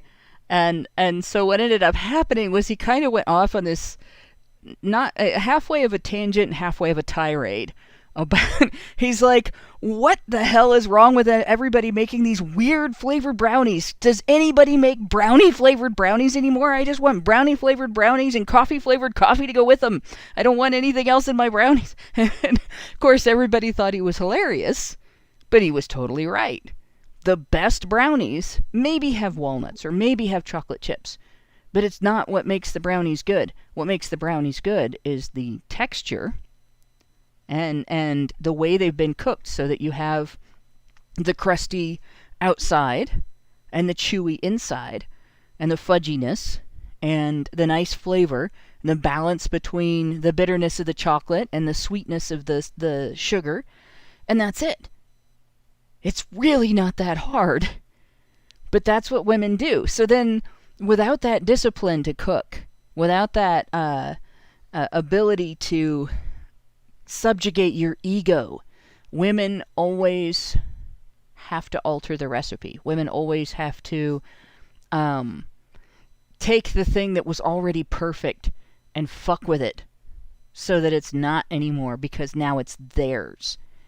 So if you want to get through a man's brain to his heart by cooking, you have to be able to show him that you have the discipline to subjugate your ego to a goal, and you have the discipline to be diligent in following the way the recipe was intended to go. And it doesn't mean you can never be creative in your cooking, but for Pete's sake, you know, don't bring mango flavored brownies to the Christmas party. And I think this is where women get upset about advice like the way to a man's heart is through his stomach, because it doesn't just tell the woman, feed this guy and he'll love you. It tells the woman, have some discipline, have some diligence, show that you care and provide care for this individual, and you will show him that you're somebody that he can trust and love. Mm-hmm. And that's it's telling them to earn it, and women don't like hearing that they have to earn it. So number 33. And wait. Oh, yes. Well, I have something to say. Okay. Somebody said, "May I have the pork chop brownie, please?" I actually think that probably a crumble of bacon on a brownie. Oh yeah. No. Oh yeah. That would work. actually go. That would go. But That would go. And Yeah. actually, you can do chocolate covered mangoes too. The process of drying a mango makes their Makes them taste more tart. tart. Yeah.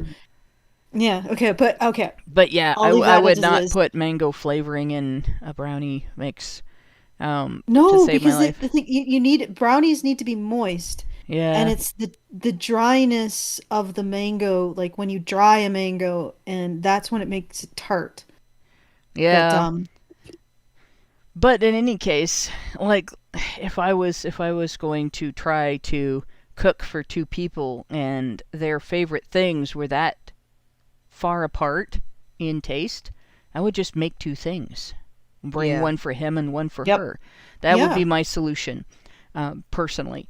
But going on to number 33, and this is priceless, because one of the biggest complaints that feminists have, and women in general make, actually, about men, is how dare you judge me by my physical appearance?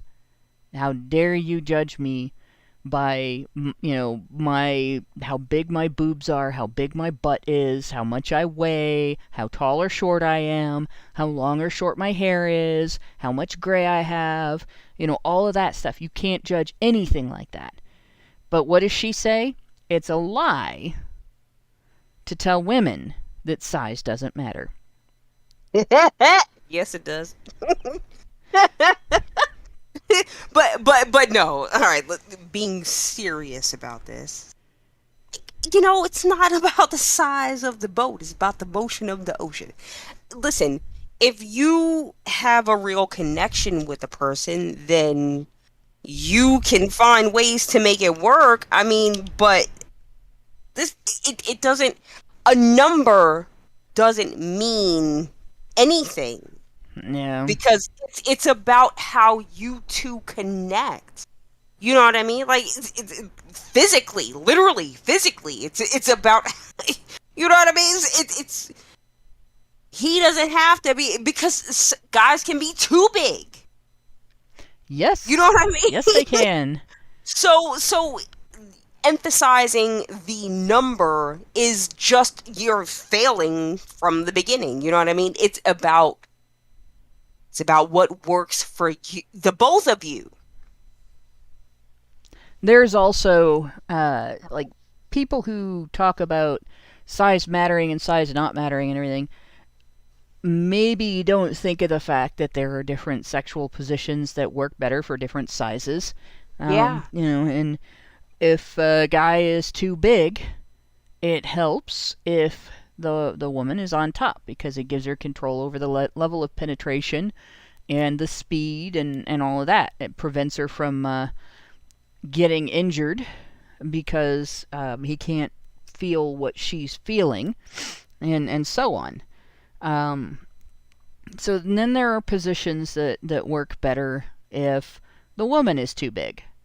And this is the thing. Women will bitch up one side and down the other about a small dick, but they don't want anybody mentioning if they have a cavernous vagina. Like, if it's Carlsbad Caverns in there, then you don't have any business complaining about his size. Okay. I don't know. That might be fun to go spelunking. Go spelunking. And that's the Not thing. just it's not just you don't just get laid. You get to enjoy it. Right? Existential experience, exploring, Just like, I'm sorry, but sorry. that's just the way it is. bringing And the absurdity. yeah, just like it's also not fair to complain that a dick is too big, right? If you're tiny on the inside, right? That's just a fact. Some women are tiny on the inside. Some women are short on the inside, right? We might have to move on. But yeah, It's it's really well. My point basically is that it's not just a matter of whether it's a lie that size matters or not. Yeah. It's a lie that whether or not size matters is just in and of itself, by itself, a fact that can't be denied, or can't be altered, or can't be dealt with. Right? What matters is you, and how you handle things, and how you connect. Yep. Speaking of you, get those super chats in. I noticed somebody was saying there's not many, so put some more in. Actually, there are several. I know we don't have Carly to encourage you all, but because actually, you know what happened? The Odyssey of Carly ended maybe yesterday because she went on the stream that I did with Janice, and she said something very rude about our guest, and I was like, I actually think me and Brian tag teamed her. I think Brian deleted the comment, and I booted her. I muted her for like 300 seconds. Well, she never came back. Wow. I'm like, yeah, She you don't got- fuck with Janice. Don't fuck with Janice. Banned No. from the channel before because she threatened Deborah Pawnee with doxing. Yeah. So Really does not Yes. like our female guests. Like, she doesn't do anything to us because she's threatened to get the channel removed because Yeah, she has friends in high places or some crap. it's been successful at that so far. Oh, you missed a comment from Egregious Charles where he said that she acts like a bratty submissive. Yeah, she does. And maybe she is. Like, I don't know. She just can't seem to get enough of us until I booted her or muted her like yesterday, and then she never came back. I guess she lost interest. But anyway. She's Speaking very of crazy women. She's very passive aggressive. Like, I haven't spoken to. I don't address the person at all. At all. Right? So I guess she knew that my birthday happened, right? And she purposely added a couple of years to my age, right? Like, Lauren's like 45. Fuck you, bitch. And I still look better than you. And I got a man. And you're a single mother. So shut the fuck up. You know what I mean? Like, I have had it with this bitch. I didn't even know that about her. Like, jeez. Oh, yeah. Right. Well, that's not she's surprising. damaged. That's why she gets so upset when I say things about being, having spent a short time as a single mother while my husband and I got our shit straightened out. And yeah, she gets pissed off. She gets really pissed off when I talk about that as a thing that happened because I was careless with my fertility, and the things that I figured out from that being that it is women who are the gatekeepers of whether or not their family ends up in poverty, because there is an amount a man can work to make up for your stupid choices. Right. You have to make better choices. And I had to really scramble and work very hard to pull my family out of the hole that I put them in. And that was like, that really pissed her off when I talked about that. And it pisses a lot of women off. You know, how dare you take the blame for things that you did? How dare you take the blame for your bad choices and their impact on the people you love? And how dare you care about making things better for the people you love? Because now I have to feel bad about my bad choices. Right? That's where it always, every single time I talk about that, that's where it always goes. Yep. Right?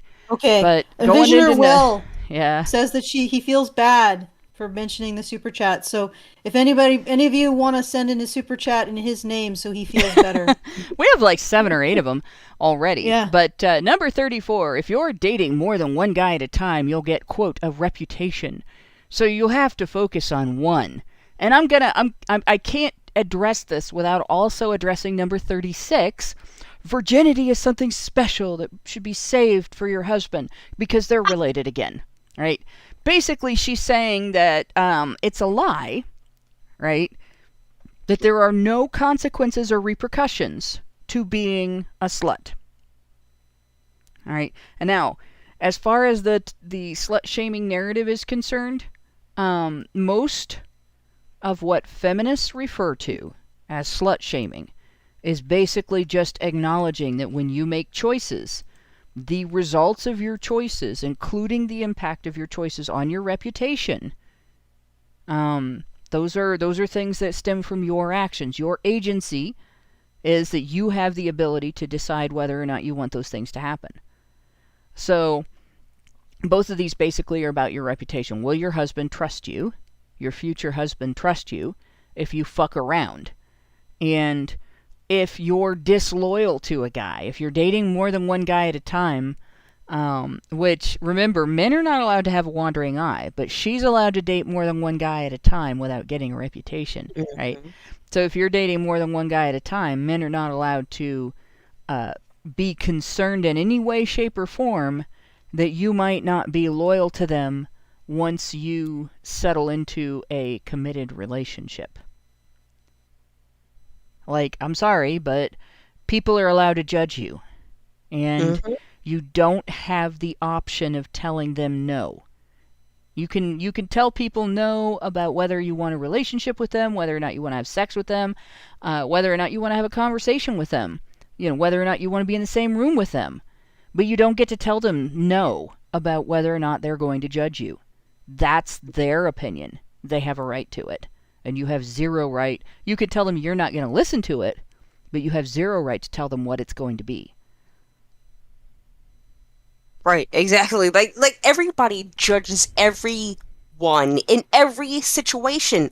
It's a natural defense mechanism, right? Like, you have to be able to be a good judge of your situation and other people within it to make sure that you are okay. You know what I mean? Like, why would anybody just, willy-nilly just, I don't know this person, but I'm just gonna jump into bed with them and have unprotected sex, and maybe I'll marry them, but I have no idea. You know what I mean? Like, it doesn't work that way. You have to be, you at least have to try. No. Just, can you try to be a good judge of character? And can you try to have good character? Yes! You can't judge character if you don't have character. Right. Yeah, we're asking a bit much here. Okay. Next one. Oh my gosh. So, just one more thing on this point, because I have to point this out.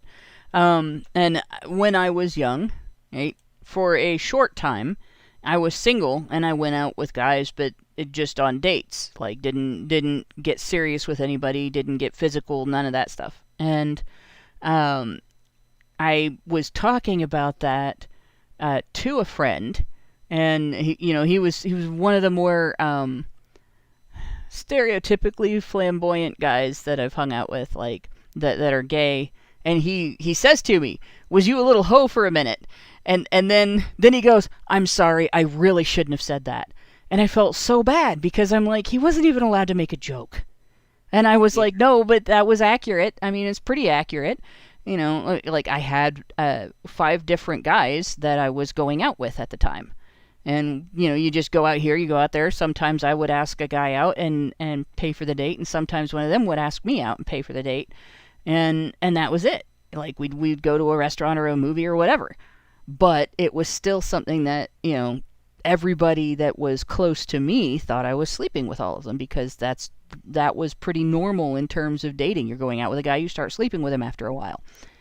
And, you have that situation. people are going to make assumptions about you, and that there's nothing about making those assumptions that is misogynistic. There's nothing about assuming that you do what is normal in the dating world for your group of people, just because you're dating more than one person. There's nothing about making that assumption that is misogynistic. But he felt like he had done something bad because he made a reference to a behavior that was perfectly normal in front of a woman. And I actually felt 10 times worse about him feeling bad about that than I would have about him thinking that I had just been sleeping around willy-nilly with everything that came along. Like, that was embarrassing. So we ended up having a whole conversation about him being allowed to say things in front of me that he would expect to get yelled at for saying in front of women because of that. It's a sad thing to be in that position. So number 35, men in professional, high-paying careers are more mature / less fuckboys. Shoo. All right. What? This one is another, I'm sorry, but first of all, nobody's ever given me any kind of advice as to whether a man is a quote-unquote fuckboy. I don't think I've ever taken advice from anybody who would use that term to describe a person, but it's probably an assumption that she has made, and it's a valid assumption to a degree in that men in professional high-paying careers are more likely to know how to take responsibility for their choices. They're more likely to be reliable, because you can't have those careers if you're not reliable. So they are less likely to be immature. I kind of looked around for a definition of fuckboy and really couldn't get anything. It seems to be a man that a woman looks down on, for just any reason that you can name why a woman might look down on him. There doesn't seem to be a solid, this is what a fuckboy is. So I'm having to go with her definition being immature. Listen to this. Fuckboy is not a dating style, claims Alana Massey, so much as a worldview that reeks of entitlement, yet is aghast at the prospect of putting in effort. Oh, so the woman who wrote this article is a fuckboy. So the woman who wrote this article is a fuckboy. Because honestly, I think the average fuckboy probably puts a lot more effort into sex compared to the average fuck girl. Yeah. Let's be honest. Like, fuckboys are fucking fuck girls. And fuck girls are what? Starfish? Like, yeah, I think he's at least getting a workout. He's at least, working the glutes. But Allison... what the hell is she doing? Allison, don't you know? Starfish really loves you! Oh my god. Okay, alright. But, and also, at least a fuckboy actually probably likes women sexually. I mean, what the hell does a woman bring to it? Like, the average woman... what does she bring to a sexual encounter? Is she an active participant? Is she expected to be an active participant? The fuckboy is expected to be an active participant. Is she expected to express significant desire? The fuckboy is expected to express significant desire. Is she expected to actually get her partner's consent? No. The fuckboy is expected to get his partner's consent. Is she expected to enjoy and actually like sex with a man? No, but the fuckboy is expected to like sex with a woman. Sounds like the fuckboy is a lot more responsible sexually than the fuck girl. Yeah, see, that's what's so hilarious. This is from Slate, and it's like, wow, yeah, right. Go ahead, Lauren. Sorry. What she's really saying here is that even the high-value men that you really want to be with, they won't really want to settle down with you. But that says, again, it says more about you than it does about them. Yeah. Like, yeah, if you want to keep a man, keep a man. Right. Like, now, listen, the professional men that I've known, I've grown up around the music industry, okay? So I know a lot of high value men, and yeah, they play the field. You know what I mean? They get what they can get because they can get it. Now, if you're not someone who they want to settle down with, then what are you really saying? It's not them being fuckboys. It's you being a piece of shit woman. Like, they don't want you. It's not their fault that they don't want you. Stop blaming men. Stop blaming these guys. Oh my God, you can't even be a fucking high value guy and be worthy of anything, because if you reject her, then that's all that matters. It's her opinion about the fact that you rejected her. So you're a fuckboy because you didn't want her. Well, no. That's. But what I'm trying to get at is, even in the situation of casual sex, the fuckboy is probably putting in 90% of the effort. Yeah, that is and true. The fuck girl is putting in 10, if that. I don't even know a fuck girl. I mean, fuck girl might actually be giving them some credit. I think more like what encapsulates this idea that of this abnegation of existence, that we're seeing. At least when you climb into bed with a fuckboy, none of the clothing he takes off ends up removing part of the body that you expected him to have, based on how sexy he looked. Like, his shirt doesn't remove his pecs.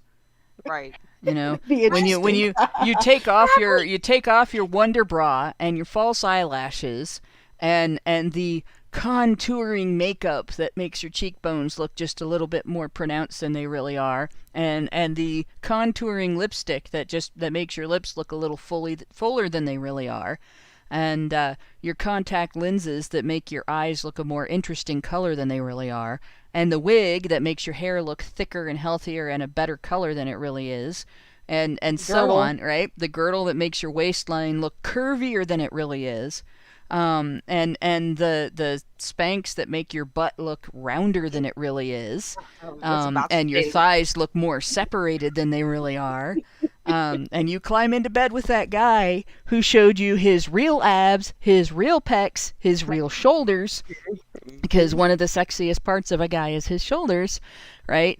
And he fucks you with his real dick. You're and you're saying, "Oh, I've contributed to this." You've contributed more. You have not. You've contributed almost nothing except a lie and some fucking lamery. Yeah. And this is the thing. Like, okay, the use of the term fuckboy displays their goddamn entitlement. If you're having casual sex with a man, okay, and the only kind of sex that women like this are going to have is casual, because they hate men, they don't like them, they don't have any capability of having their half of a relationship. So what the hell kind of... They're just incapable of it. Like, your half of a relationship, lady, isn't bringing a black hole of needs that he has to accommodate. That is not you putting up your half of a relationship. Yep. So all the sex that you have is casual sex. And the fact is that you should humble yourself, because the fuck boy is probably doing 90% of the work there. And what are you talking about, a relationship, lady? There should be a word for you, because when somebody pretends to be a doctor, that's illegal. When somebody pretends to be a policeman, that's illegal. When somebody pretends to be a lawyer, that's illegal. This woman is pretending she's capable of a relationship, and that should be illegal. No, it shouldn't, but you know what I mean? Yeah. She's pretending, and she don't got the goods. She doesn't have them. She literally does not have them. There is a name when somebody pretends to be a girlfriend for personal gain, but we probably shouldn't use that on this channel. No, because those women are bringing something, to be honest. They actually are bringing something. She's not bringing that. Yeah. She brings nothing. So she's essentially putting out her shingle, and she doesn't have the goods. Like, she does not have the ability to have her half of a relationship. She just doesn't have it. And then she complains that the only thing that she's having is casual sex when she doesn't. It's like she's a surgeon, a person who's pretending to be a surgeon, who's complaining that he only has corpses, not patients. Well, you're pretending to be a fucking surgeon. Women who actually sell the girlfriend experience are closer to being real girlfriends than this woman will ever be in any of the things that she thinks are real relationships. Right. Yes, because she don't have the goods, and she's complaining that all of her relationships end up with just casual sex. Well, that's all you have to offer, and not just that. You were saying that your partners are fuckboys, which is unbelievable in my opinion. That's disgusting. You're saying your partners are fuckboys, and they're irresponsible because they're not giving you exactly what they want, but they're already probably giving you 90% more of what you're putting in. Yeah, you know, I'm so. Again, I'm so fucking done with women who have complaints about these men. Oh, he's a fuckboy? Well, you fucked a fuckboy. So what the fuck does that make you? Okay, stop judging these guys. You know what I mean? Oh my god, this fucking whore at my job. She fucked... Within 3 months after she got married, she starts fucking a guy at my job, gets pregnant by him, aborts the kid, right? Whatever. So that breaks up. And so, you know, he sends her flowers. And so somebody asks, oh, who gave those to you? And she goes, it was the psycho. That psycho gave me those flowers. Bitch, you fucked a psycho. You got pregnated by a psycho. What does that make you? I'm so... Is he really the psycho, though? He sends her flowers because... Yeah, that becomes a question. Like, did she set a boundary with this guy and then not enforce it? Like, or did she even set the boundary at all? Whoa. Boundary. Yeah. The bitch is married. Yeah, that should have been a boundary to begin with. Yeah, that's true. Within 3 months, she's fucking this guy at work. So basically, she starts fucking this guy, and then she gets mad because he gave her flowers. Okay, and he's the psycho. And he's the psycho. And she already has 2 kids. Oh my god! Already has 2 kids. The husband is the second baby daddy. Ooh. So we're on baby daddy number 3, but he's the psycho? I have it on good authority from feminists that women don't do that. Ever. Doesn't happen. Jesus Christ. Yeah. I actually feel sorry for the guy. Was this the guy that had his child aborted? Yes. Okay. I feel bad for her kids. He's probably hoping that she actually gives a fuck. He's honest. But he... To make this even crazier, he's already got 2 kids. And I told him, I said, watch it. Don't do this. I'm the biggest supporter of, look, you don't shit where you eat. Yeah. Right? I am not, there's no fishing off the goddamn company pier. If you value your job, then maybe you just don't do that. And if you really like this person, then maybe somebody needs to get a different job. Like maybe, you know what I mean? You just can't, because it just brings too many problems. You know what I mean? And again, like if you value your career, you don't want anything to come in, you know, the middle of that. So why not just not give anybody any excuses? But anyway, so that's her situation, but he's the psycho. Yeah, like, come on. No personal agency. Yeah. That's right where we are. So speaking of, okay, no, before we get to the next one. All right, fuckboy. Okay, fuckboy is these women saying that men are not giving them a relationship that they are not even equipped to have. Like, so they're just having casual sex. Well, ladies, you are incapable of relationship. You don't have the skills. You don't have the means. You don't have the ability. So why are you complaining when it's your fault? Right. It's not their fault. Right. Nor are they requiring relationships from these men. No, you're just going out and fucking opening your legs and saying, "Oh my God, why aren't you my boyfriend by now? Where's my ring?" Yep. Now this, Come on! it's funny. The two most infuriating things that you can say to your average woman, and in particular to women who buy into the feminist brand of gynocentrism. The first one is no, right? Tell her no, and you are suddenly dealing with a psycho hose beast. That's the first one, all right?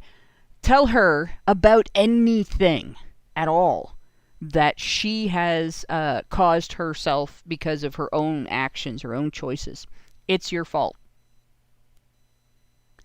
Like, again, the psycho hose beast will come out. And I guarantee you, even if the thing that you're talking about, that you're attributing fault to her for, because of her own actions leading to it happening, even if it has absolutely nothing, even remotely, to do with rape, at some point in her tirade, she will bring up rape and victim blaming. Guaranteed. You could be talking about a flat tire she got because she didn't pay attention to the nail that was in her tire when she looked at her tire before she got into the car and drove away, and she will still bring up rape. So moving on to number 37. If a man tries hard to get back together after a breakup, it's because he's changed and you were truly meant to be. Because obviously, if you guys had a breakup, it's because there was something wrong with him and not something wrong with your approach to the relationship or something wrong with you. Okay, I just don't understand this statement. Dude, you chewed off your leg to get out of the trap. Why are you presenting the trap with your other leg? Run! Hop! Sorry, hop. Hop away as quickly as you can. But you know what? You got free! Be free! What's really funny is that so many women, because I've been around a majority of men for the most of my life, and I hear the fucking horror stories, right? Like, men have women fucking chasing after them, and typically, guys, I'm just gonna let you know, if a girl is really going crazy after you, that means the sex was good. So kudos to you. but that's what they do. It's women who are always like hounding men. Oh, you know what I mean? I don't understand. If a man's trying hard to get back together with you, I'm sorry, that's a problem now? Like, you've been trying to chase this man down throughout this whole fucking list. But now if he's trying to get back together with you, I mean, it's just, you know, you should watch out. And I mean, I don't know. I don't understand where she's coming from with. She's trying to say that these are all lies told. I've never heard this one. Never heard this one. Never. No. There's a lot of reasons why people might make another try after a breakup. And I like, there are two guys that at different times I dated and got very serious with and considered marriage with when I was young, that after we broke up, like a year or so later, came back and wanted to try again.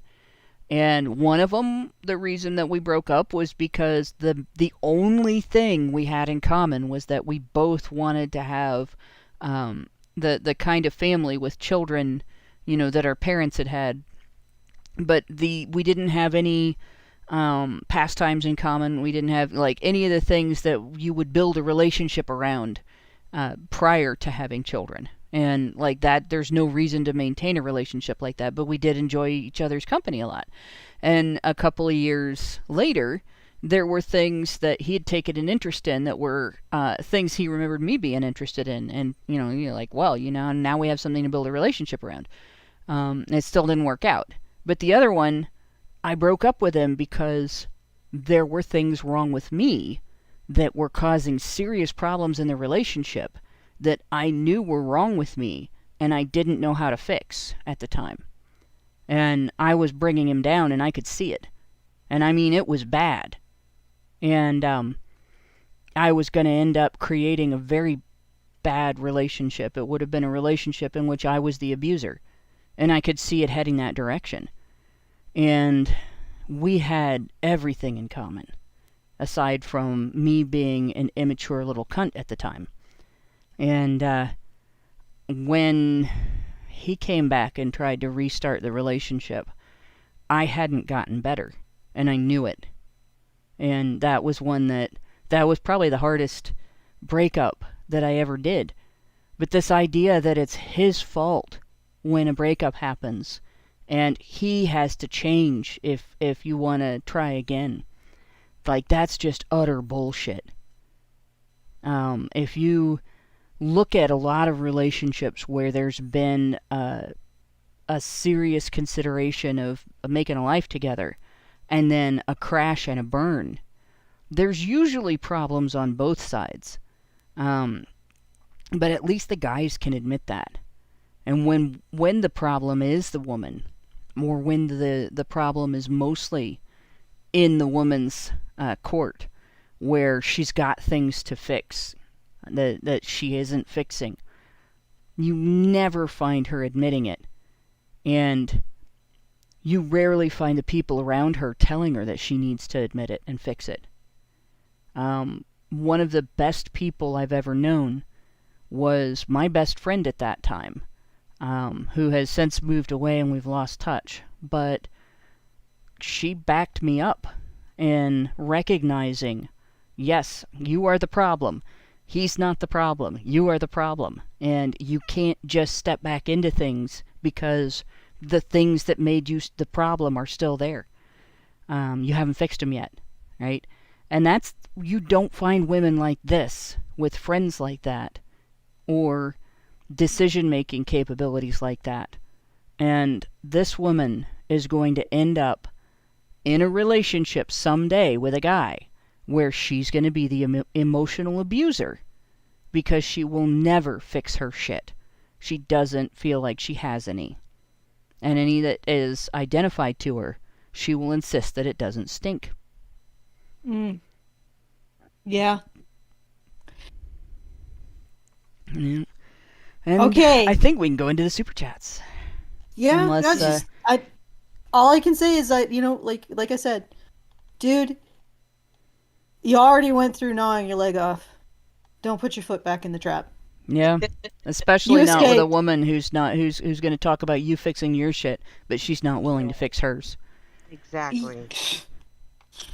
This woman is never going. I don't think she's going to have a happy moment in her goddamn life.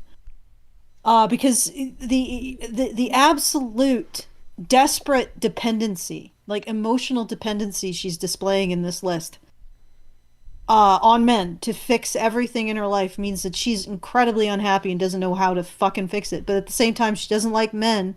She just wants one to just fix everything.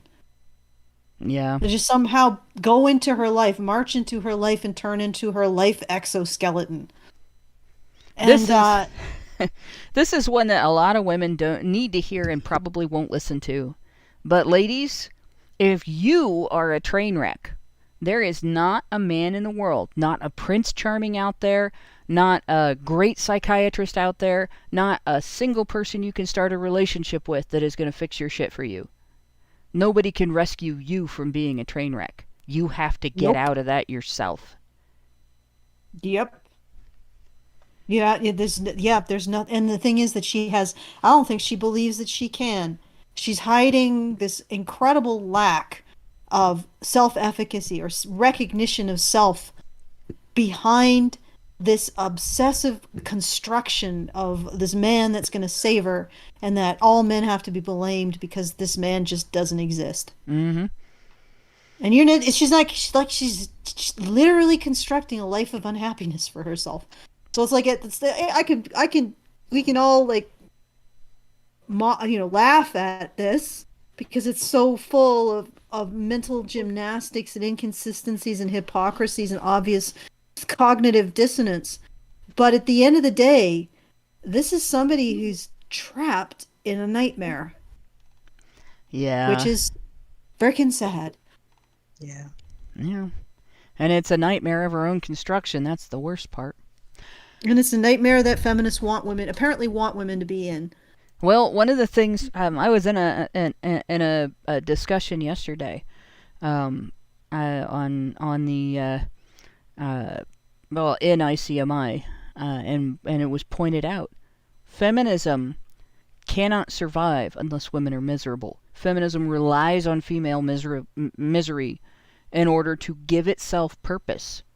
So women can never solve their problems, women can never grow and mature, and women can never be responsible for themselves. Because if they are, feminism will die. So for feminism, we have to be 10 soldiers that they can mold and manipulate and attribute suffering to indefinitely without having any interest or intent or accountability or agency of our own. Mm-hmm. And it's almost like it's almost like selling something that a medical intervention that actually is not very effective. So you just have to keep selling it over and over and over again, and then just blaming the people, blaming the people for just not being good enough for your medical intervention to actually work. You know what I mean? Yeah. It's not the intervention, it's the patient that has the problem. It's not women, not feminism creating miserable women, it's actually men who can't actually fix the misery that feminism has created. The other thing I wanted to point out is there's one reason to get into a relationship with a man, because you like men. Yeah. And that one in particular. Yeah, it doesn't mean you have to like every man's expression of masculinity, but you damn well better like men and masculinity if you want to be in a relationship with one. And if you don't like them, if the reason why you're getting into a relationship with a man is because you want to turn him into your life exoskeleton to fix all your problems, just fuck on down the river. Yeah. Fuck yourself on down the river, because you're not going to be happy, he's not going to be happy, the cat's not going to be happy, the mailman's not going to be happy. Your neighbors aren't going to be happy. Nobody's going to be happy. Yeah. These women are just like eternally angry because they know what they want. They want a functional relationship. They just have no fucking clue how to get it. They have to start by being a functional adult. Yes. Yeah. But with that all said, because we're now starting to echo and repeat here, let's get into the super chats. Flash the Mystic gave us $5 and said whoop, and gave us a sunglasses emoji and a party hat emoji and said the bigger 3 is back. I kind of like that title. Meredith G gave us $5 and said tip for the internet bill and thanks for being provocative for our entertainment. Albert Nader Retro gave us $5 and said, hey Allison, I just emailed you a link to a YouTuber who is following the Maxwell case, and what did you think of my Maury Povich idea? Okay, let me try to construct a response here by looking through my various things. Okay, here we go. I sent this idea to Karen, and I'd like to know what you think about you, Karen, and Hannah going on his show to talk about HBR and men's issues. I know it's trash TV, but it's a national format. I realize you can't travel to the States, but there's always Skype or Discord. Plus, with the main audience being women, and many of those women being moms, you could appeal to them by focusing on boys and education. So the text number is blah, blah, blah. Yes, I know, but it's actually sort of difficult to just invite yourself onto a show. I mean, we could send something, but usually that doesn't do very well. Usually they reach out if they're interested. Yeah. And likely what would happen is that he'd reach out to Karen. I think we're a little too low profile for something mainstream like that. So it's a nice idea, but realistically, probably not going to happen. And most likely the best way for it to happen would be that he would reach out to Karen at some point in the future. Was there anything else? That was it for that super link chat. With a YouTuber, he said. Who's following the Maxwell case. Which at some point I want to get into a discussion about that as well, because it's interesting to me. I'll send that to you. Yeah. The Maxwell case interests me. Yeah, I do find that case very interesting.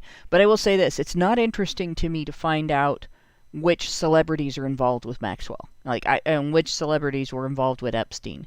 I know that there were a shitload of people that he rubbed shoulders with, right? And everybody had to, because he was the big financier and he had the jet that you could ride to the charity events and all that shit. Like, I'm moderately, maybe, I'm marginally less disinterested in knowing who was on the actual Lolita Express to the actual Lolita Island to go do incredibly bad things that we're not going to talk about on this show. And my only interest in that is if there are people still active in politics that can be proved to have done that, there needs to be repercussions and they need to be out of politics. But I don't care as much about learning all of that and reveling in all of that, or playing in that mud, as I do in examining the way that she tried to use, well, I'm just a victim of being associated with this guy, as her main argument in her defense, when she was actively engaged in the same abuses that he was accused of. And the accusers have all stated the same thing, that she was not just an active participant, but she was a recruiter for that abuse. If that is proved, and she's using, well, I was just a victim, I was, under his thrall or whatever, when she was, in and of her own right, a wealthy and powerful individual who could have walked away from the very beginning, I'm calling bullshit. You did all these things. You didn't have to do any of them.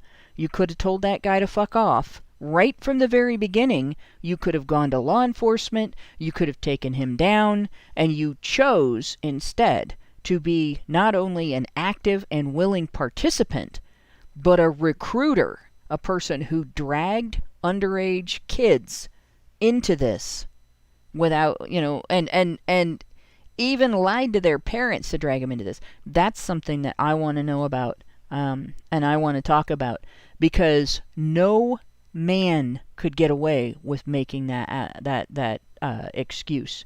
No man could come along and say, she made me do it, or even he made me do it. No man is going to get a reduced sentence for that. No man is going to get off on a case from that, and no man is going to get public sympathy for that. Which really makes me question why, why Epstein was the one who didn't kill himself. Mm-hmm. Why is she the one that's actually being put on trial? Like, I don't. Well, all right. I guess out of the two of them, if you want to have sympathy for the women, you wouldn't not kill Ghislaine, whatever the fuck her name is. Yeah, it's Ghislaine. Yeah, but it's just, I mean, Epstein was the guy, right? Well, like, he was the guy. That's just it. They were the couple. This is the thing I'm pointing out. It's not just that he was the guy. Here's the thing. Everything points to her being as much a primary perpetrator as he is. Yes. I think the reason that she's still alive is that they couldn't get away with suiciding both of them, and he would be more likely to have to throw his other compatriots under the bus. He would be the one that could tell the most information. Whereas the only man she has to throw under the bus is him. Right. So she gets no slack from me. None. No, not at all. Not at fucking all. Like, so, and of course the other thing is, we've heard a lot about the men he might have been involved with. But it has been stated repeatedly that Hillary Clinton was just as involved with him as Bill Clinton was. And how much have we heard about that? I almost never hear her name. I hear his name, and I hear his name in the mention of Maxwell attending his daughter's wedding, but almost zip about Hillary. Nothing. Right? So, like, all of that, that's my real interest in the case, is in examining the difference in approach because of her sex, and her difference in approach to her defense because of her sex. Because, like I said, she is using a defense that is literally unavailable to men and is only ever taken seriously when a woman does it. And research shows, Sonia Starr's research in particular shows that works. And it shouldn't. What is she using as a defense? She is using, I was under his thrall, he made me do it. Oh I'm God. not a primary perpetrator. I was trapped in a relationship with an evil man, and the evil man made me do it. Who's Sonia Starrs? Is that Sonia Starr is the researcher that found the significant gender disparities in outcomes in criminal cases where I wonder if she has any relation to the woman who found like that significant gender gap in empathy. She might be. There's two pieces of research that I like to cite in terms of that. There's her, and the other one I think her name is Jill K. Dorner or Dormer, and I would have to look to make sure I got the right last name on that. But they both found that there were gender differences in outcomes in criminal cases, even outweighed racial differences. If you actually break down the details in racial differences, there are largely gender differences that end up making it look like there's racial differences. That you can eliminate the racial differences, but not the gender differences. So this is one of the big things that they found, that in both pieces of research, that women, when they are accused of a crime, they have an out that men don't have, and their out is, the evil, abusive man made me do it. Men don't have that, even when the woman actually is the mastermind. Yeah. And there are cases where women are masterminds of crimes, like when a woman gets her boyfriend to kill her ex-husband, or to kill the husband that she doesn't want to divorce. Oh my God. And oh my God. And how convenient is it that he's not even around to bolster any argument that she's saying? Oh, I was in his thrall. Right? Well, how the fuck are you gonna prove that? First off, I don't believe that bitch, because she came from money. She's not. Right. She was not. No. No, she wasn't some helpless, ordinary woman that couldn't make her own decisions and wield her own power, right? Exactly. Okay, guys. She wasn't impressed by what he had. She had her own shit. So anyway, all right. Yeah, so I will I'll look at that information and get as much as I can from, since the hearing is not being as publicized as, say, the Kyle Rittenhouse hearing is. And I think we're going to definitely need to do an episode on this, because it's a situation that highlights an issue in criminal court that I've been talking about for a long time. When I wrote the article I wrote for A Voice for Men about gender disparities in criminal court, where I cited that research, I want to say that was clear back in 2013. So this is definitely a big issue in my book. Being associated with a man it shouldn't be a get out of accountability free card. Mm-hmm. Robin Fox gave us $5 and said, she just has to be, reminds me of, what do you bring to the table? And she says, I am the table. Yeah. Yeah, bullshit. But men are bad for objectifying women, guys. I'm a table, but don't objectify me. Master Rogue gave us $5. He said, my best friend was there for me throughout my darkest time, and now 10 years after her death, I'm still wholeheartedly devoted to her. And we were talking at that moment about men's devotion versus this woman, not wanting to have any devotion and still be able to call it a relationship. Mm-hmm. And this is something that I've noticed too. I had a lot of childhood friends that that we stayed in contact a little bit, And then when people got married and moved away and stuff like that, it became harder and harder to keep in contact, and I haven't heard from some of them in years. The ones I do keep hearing from are the guys. And that's just normal as far as I know.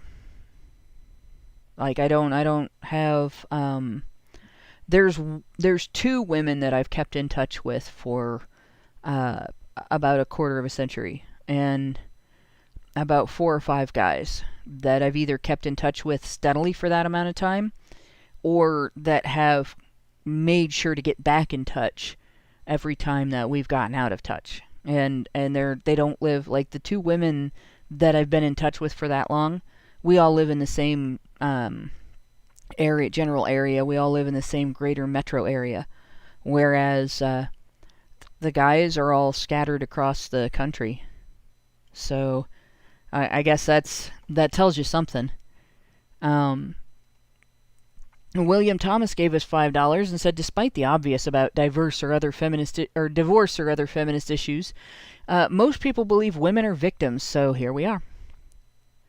And yeah, you start talking about gender issues, you always run into the people that say, well, back when feminism was a legitimate cause and had legitimate issues.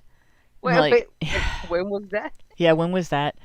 To be honest, even the one cause that feminists are able to come out with that they can say this is a legit women's issue isn't a legit women's issue.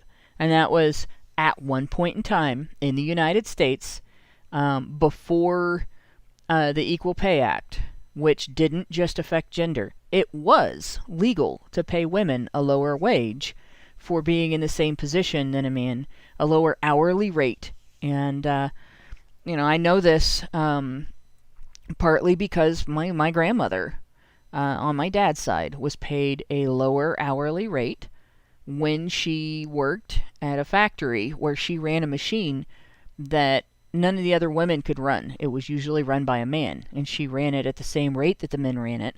She produced the same amount with her labor that a man did. And she was 49 when she died of 3 different types of cancer. And my dad was in college when he lost his mom. And, the idea that never happened is bull, right? But if she'd have been a black man, they could have paid her less as well. And, nobody talks about that. We hear about the pay gap for women all the time. But we don't hear about the fact that she'd have been paid a lower rate if she was a different color too. If she'd have been under 18, they could have paid her a different rate, even if she did the same job. And there was a time when people hired children specifically because they could pay them a lower rate, or specifically because they could have them do work that you needed smaller hands and a smaller body to be able to fit into. And there were children who died in the workplace because of that. So there was a lot of reform that took place. And it wasn't feminism that achieved a change in the pay rate that women received that brought them on par with men. It was the labor movement that did that. That was the one thing that I will attribute to the movement that created unions, is that they got pay standardized. And that essentially wasn't because they were trying to eliminate sexism or racism. It was because they were making labor a consistent bargaining chip in bargaining for pay rate and work benefits and so on. It had absolutely nothing to do with social justice. Right? It was about having better control when you walked into an employer as a set of workers to bargain for a consistent pay rate for the set of workers. And it benefited people. It was good that it eliminated the racism and sexism that affected pay rate, or at least the ability for racism and sexism and ageism to affect pay rate. But it wasn't something that should be considered a feminist victory. So even the thing that feminists have the closest claim on, they weren't needed for it. Where are we?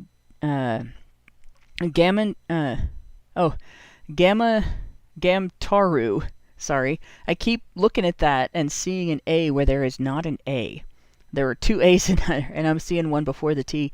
But Gamtaru gave us $10 and said, "So this is what I am missing out for almost 40 years. Don't think I'll ever be able to figure out how this dating and relationship thing works, and I'm starting to become too scared to." The tough thing about that is it's really hard to advise guys to try anyway today, because we're in a social environment in which it is unpopular and socially unacceptable to recognize women's personal agency and expect women to demonstrate good character as adults. But that doesn't necessarily mean that you can't do those things.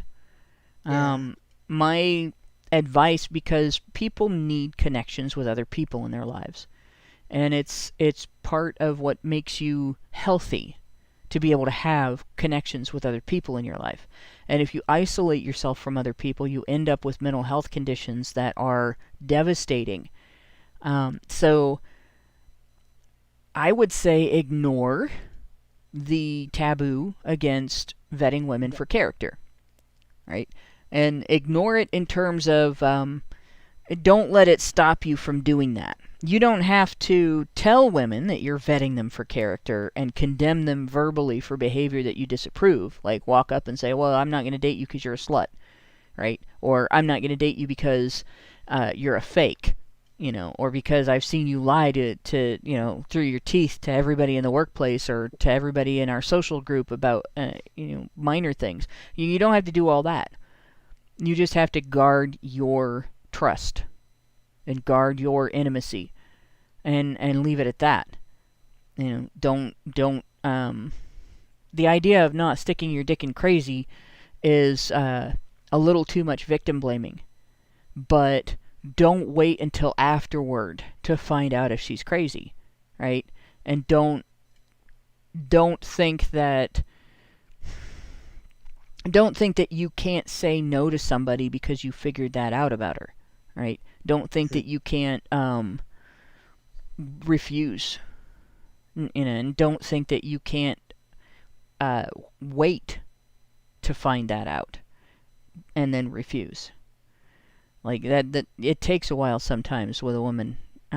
She can fake not being crazy for quite a while. So take your time in relationships.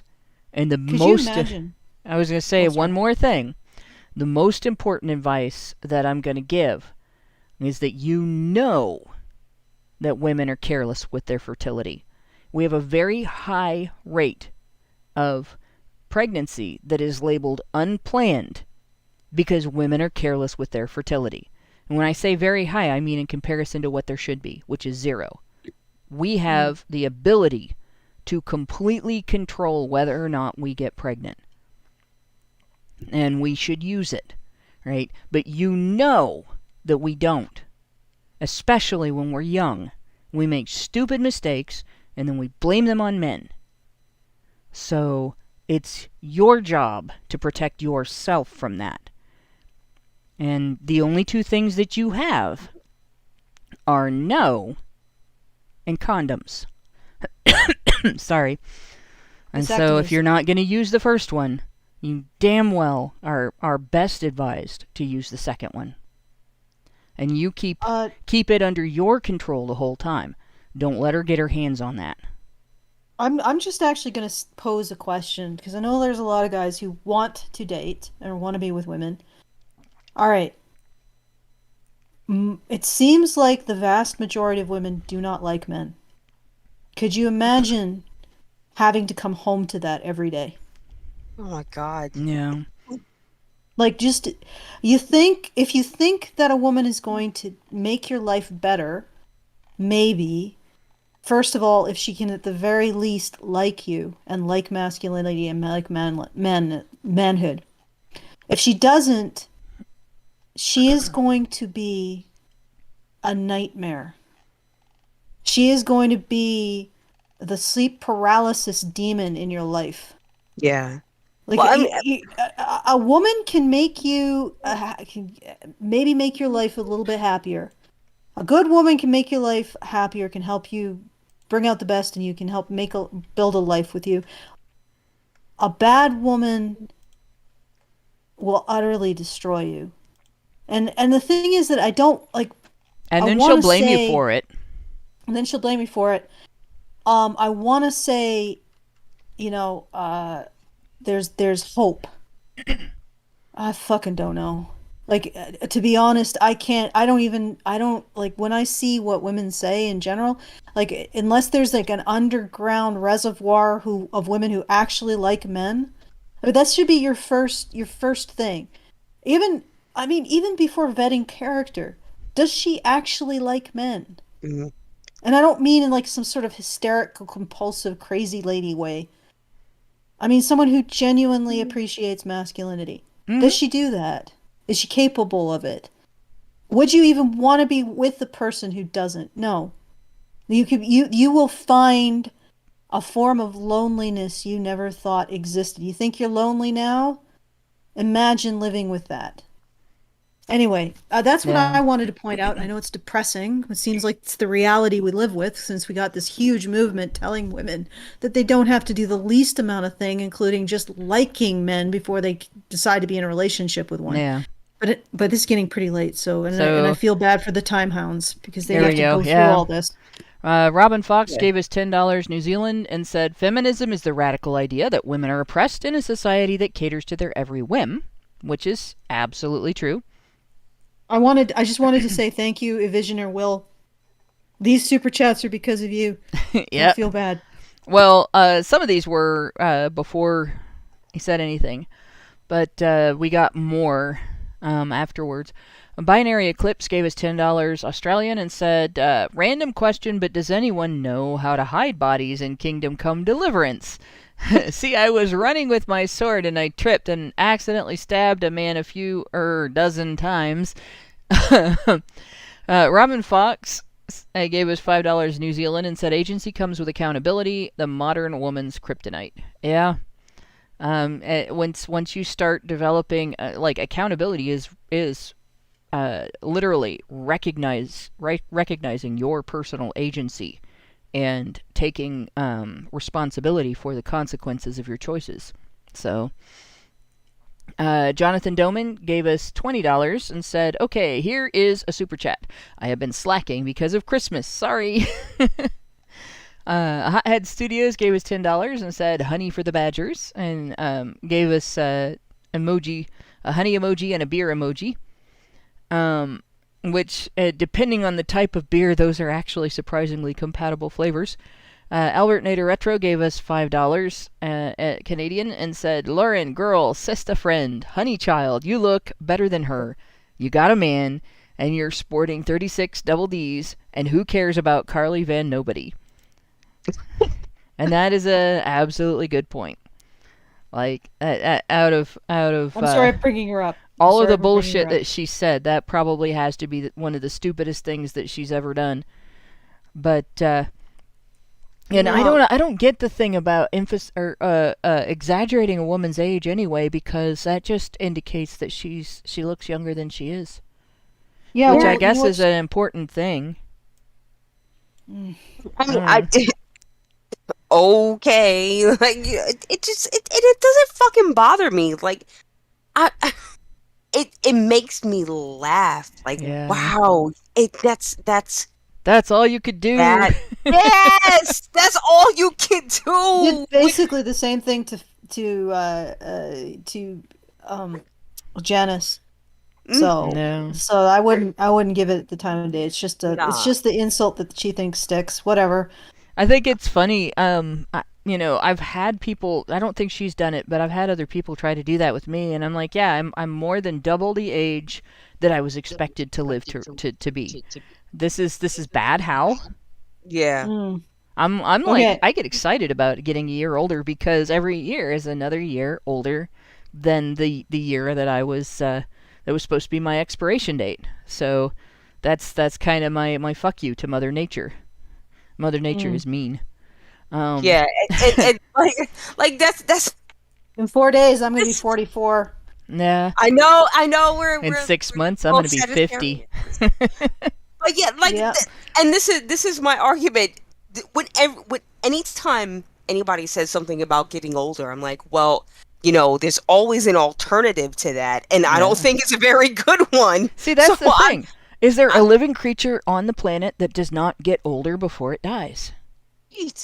What's the big deal? Yeah. Like, and the thing is, like, every stage of life has cool, exciting things about it. Like, I'm a grandma now, and it's awesome. Like, there are things that you get to do as a grandma that you didn't get to do as a mom because you didn't have time, or you didn't have the circumstances, or you didn't have the money. And you get to see your kids as adults being parents, and that's awesome. It's like, why would you be upset about that? Yeah. See, me, I'm just older and I'm out of patience, so I can just curse y'all all the fuck out, and that's Because they again. haven't built anything. They haven't built a life. Yeah. Exactly. Like this woman is not building a life. She's building nothing. No. And she doesn't even know that she's building nothing. The only And thing all that she's- sucks about it, getting older, is my butt literally hurts. And that's the only thing I can think of when I think of Carly Ellison. Is she's like, she's gonna get to that point, and that's gonna be all she has. All right. Next one. Hoki Bukisa gave us $10 and said a Fook boy is better at ludus love than women are. They are resented because they're going off script, non-Greek terms. They date like women but better. Oh, that's great. Ludus is playful or uncommitted love. I see. It can involve activities such as teasing, dancing, or more overt flirting, seducing, and conjugating. The focus is on fun and sometimes also on conquest with no strings attached.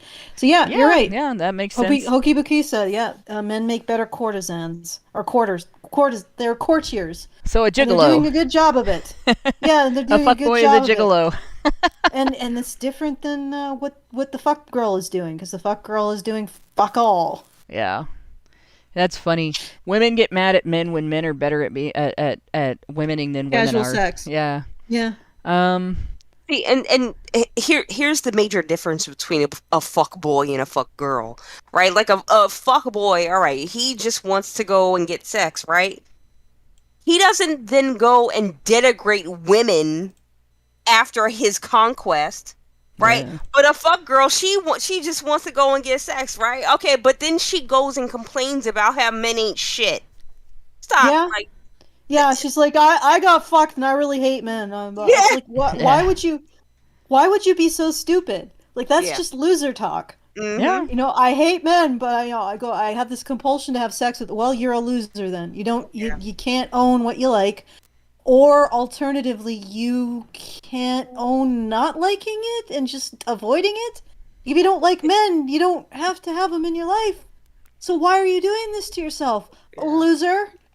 Yeah. Anyway. Tyler Preston gave us $5 and said, I have a better name for this forum. Dating guide for garden tools. Yeah. That's it. They may be living in a rake culture, but they're just a bunch of hoes. Oh man, they are definitely tools. Okay. Albert Nader Retro gave us $5 Canadian and said, I didn't see any feminists in that big brawl where the protesting truckers were ambushed in Hoffa. No, not a single one. I don't even know the reference, but I'm sure that if we do talk about it, it'll probably get off YouTube. Yeah. Well, okay. You kind of have to know who Jimmy Hoffa was. Okay. And it's going to take too long for me to explain, but Okay, other than to don't say worry that about it has to do with the labor movement and unions, and he was murdered. So, and they didn't find his body. He was missing for gosh, I don't know how long it's been now. Anyway, Robin Fox gave us $10 New Zealand and said, bear in mind that this advice applies to women in the workplace too. A good woman colleague is nice. A bad female colleague will destroy your career for kicks and will absolutely get away with it. And yeah, actually, I can attest to that. And the other thing that I can attest to is that an insecure woman in the workplace, one who is in charge of other people while she's insecure, is actually more dangerous than any other woman that you'll work with. She's even more dangerous than the community chest, we'll say, of the workplace, because she basically takes out all of her insecurities on everybody under her, and it ends up really bad. So yeah, you really have to be careful with women in the workplace. And frankly, I advise men to keep their distance and keep it professional, and try to avoid allowing a woman to make it anything else. And if she tries, it can be better to be the first person to complain, because you know eventually she's going to. So with that, I think we've gone through all of the super chats. I think that was the very last one. I don't see any others in Restream, and I didn't see any others in Streamlabs. So with that, I will thank everybody for sticking out this long sausage, and thank my two co-hosts for sticking out the long sausage with me. And thanks to everyone who works in the background to make HBR Talk happen, and sorry to the time hounds for the size of the sausage. Men's rights activists are machines, dude. Okay? They are literal machines. They are talking point machines. They are impossible to fucking deal with, especially if you have like a couple dudes who have good memory on top of that too. Holy shit, you're fucked.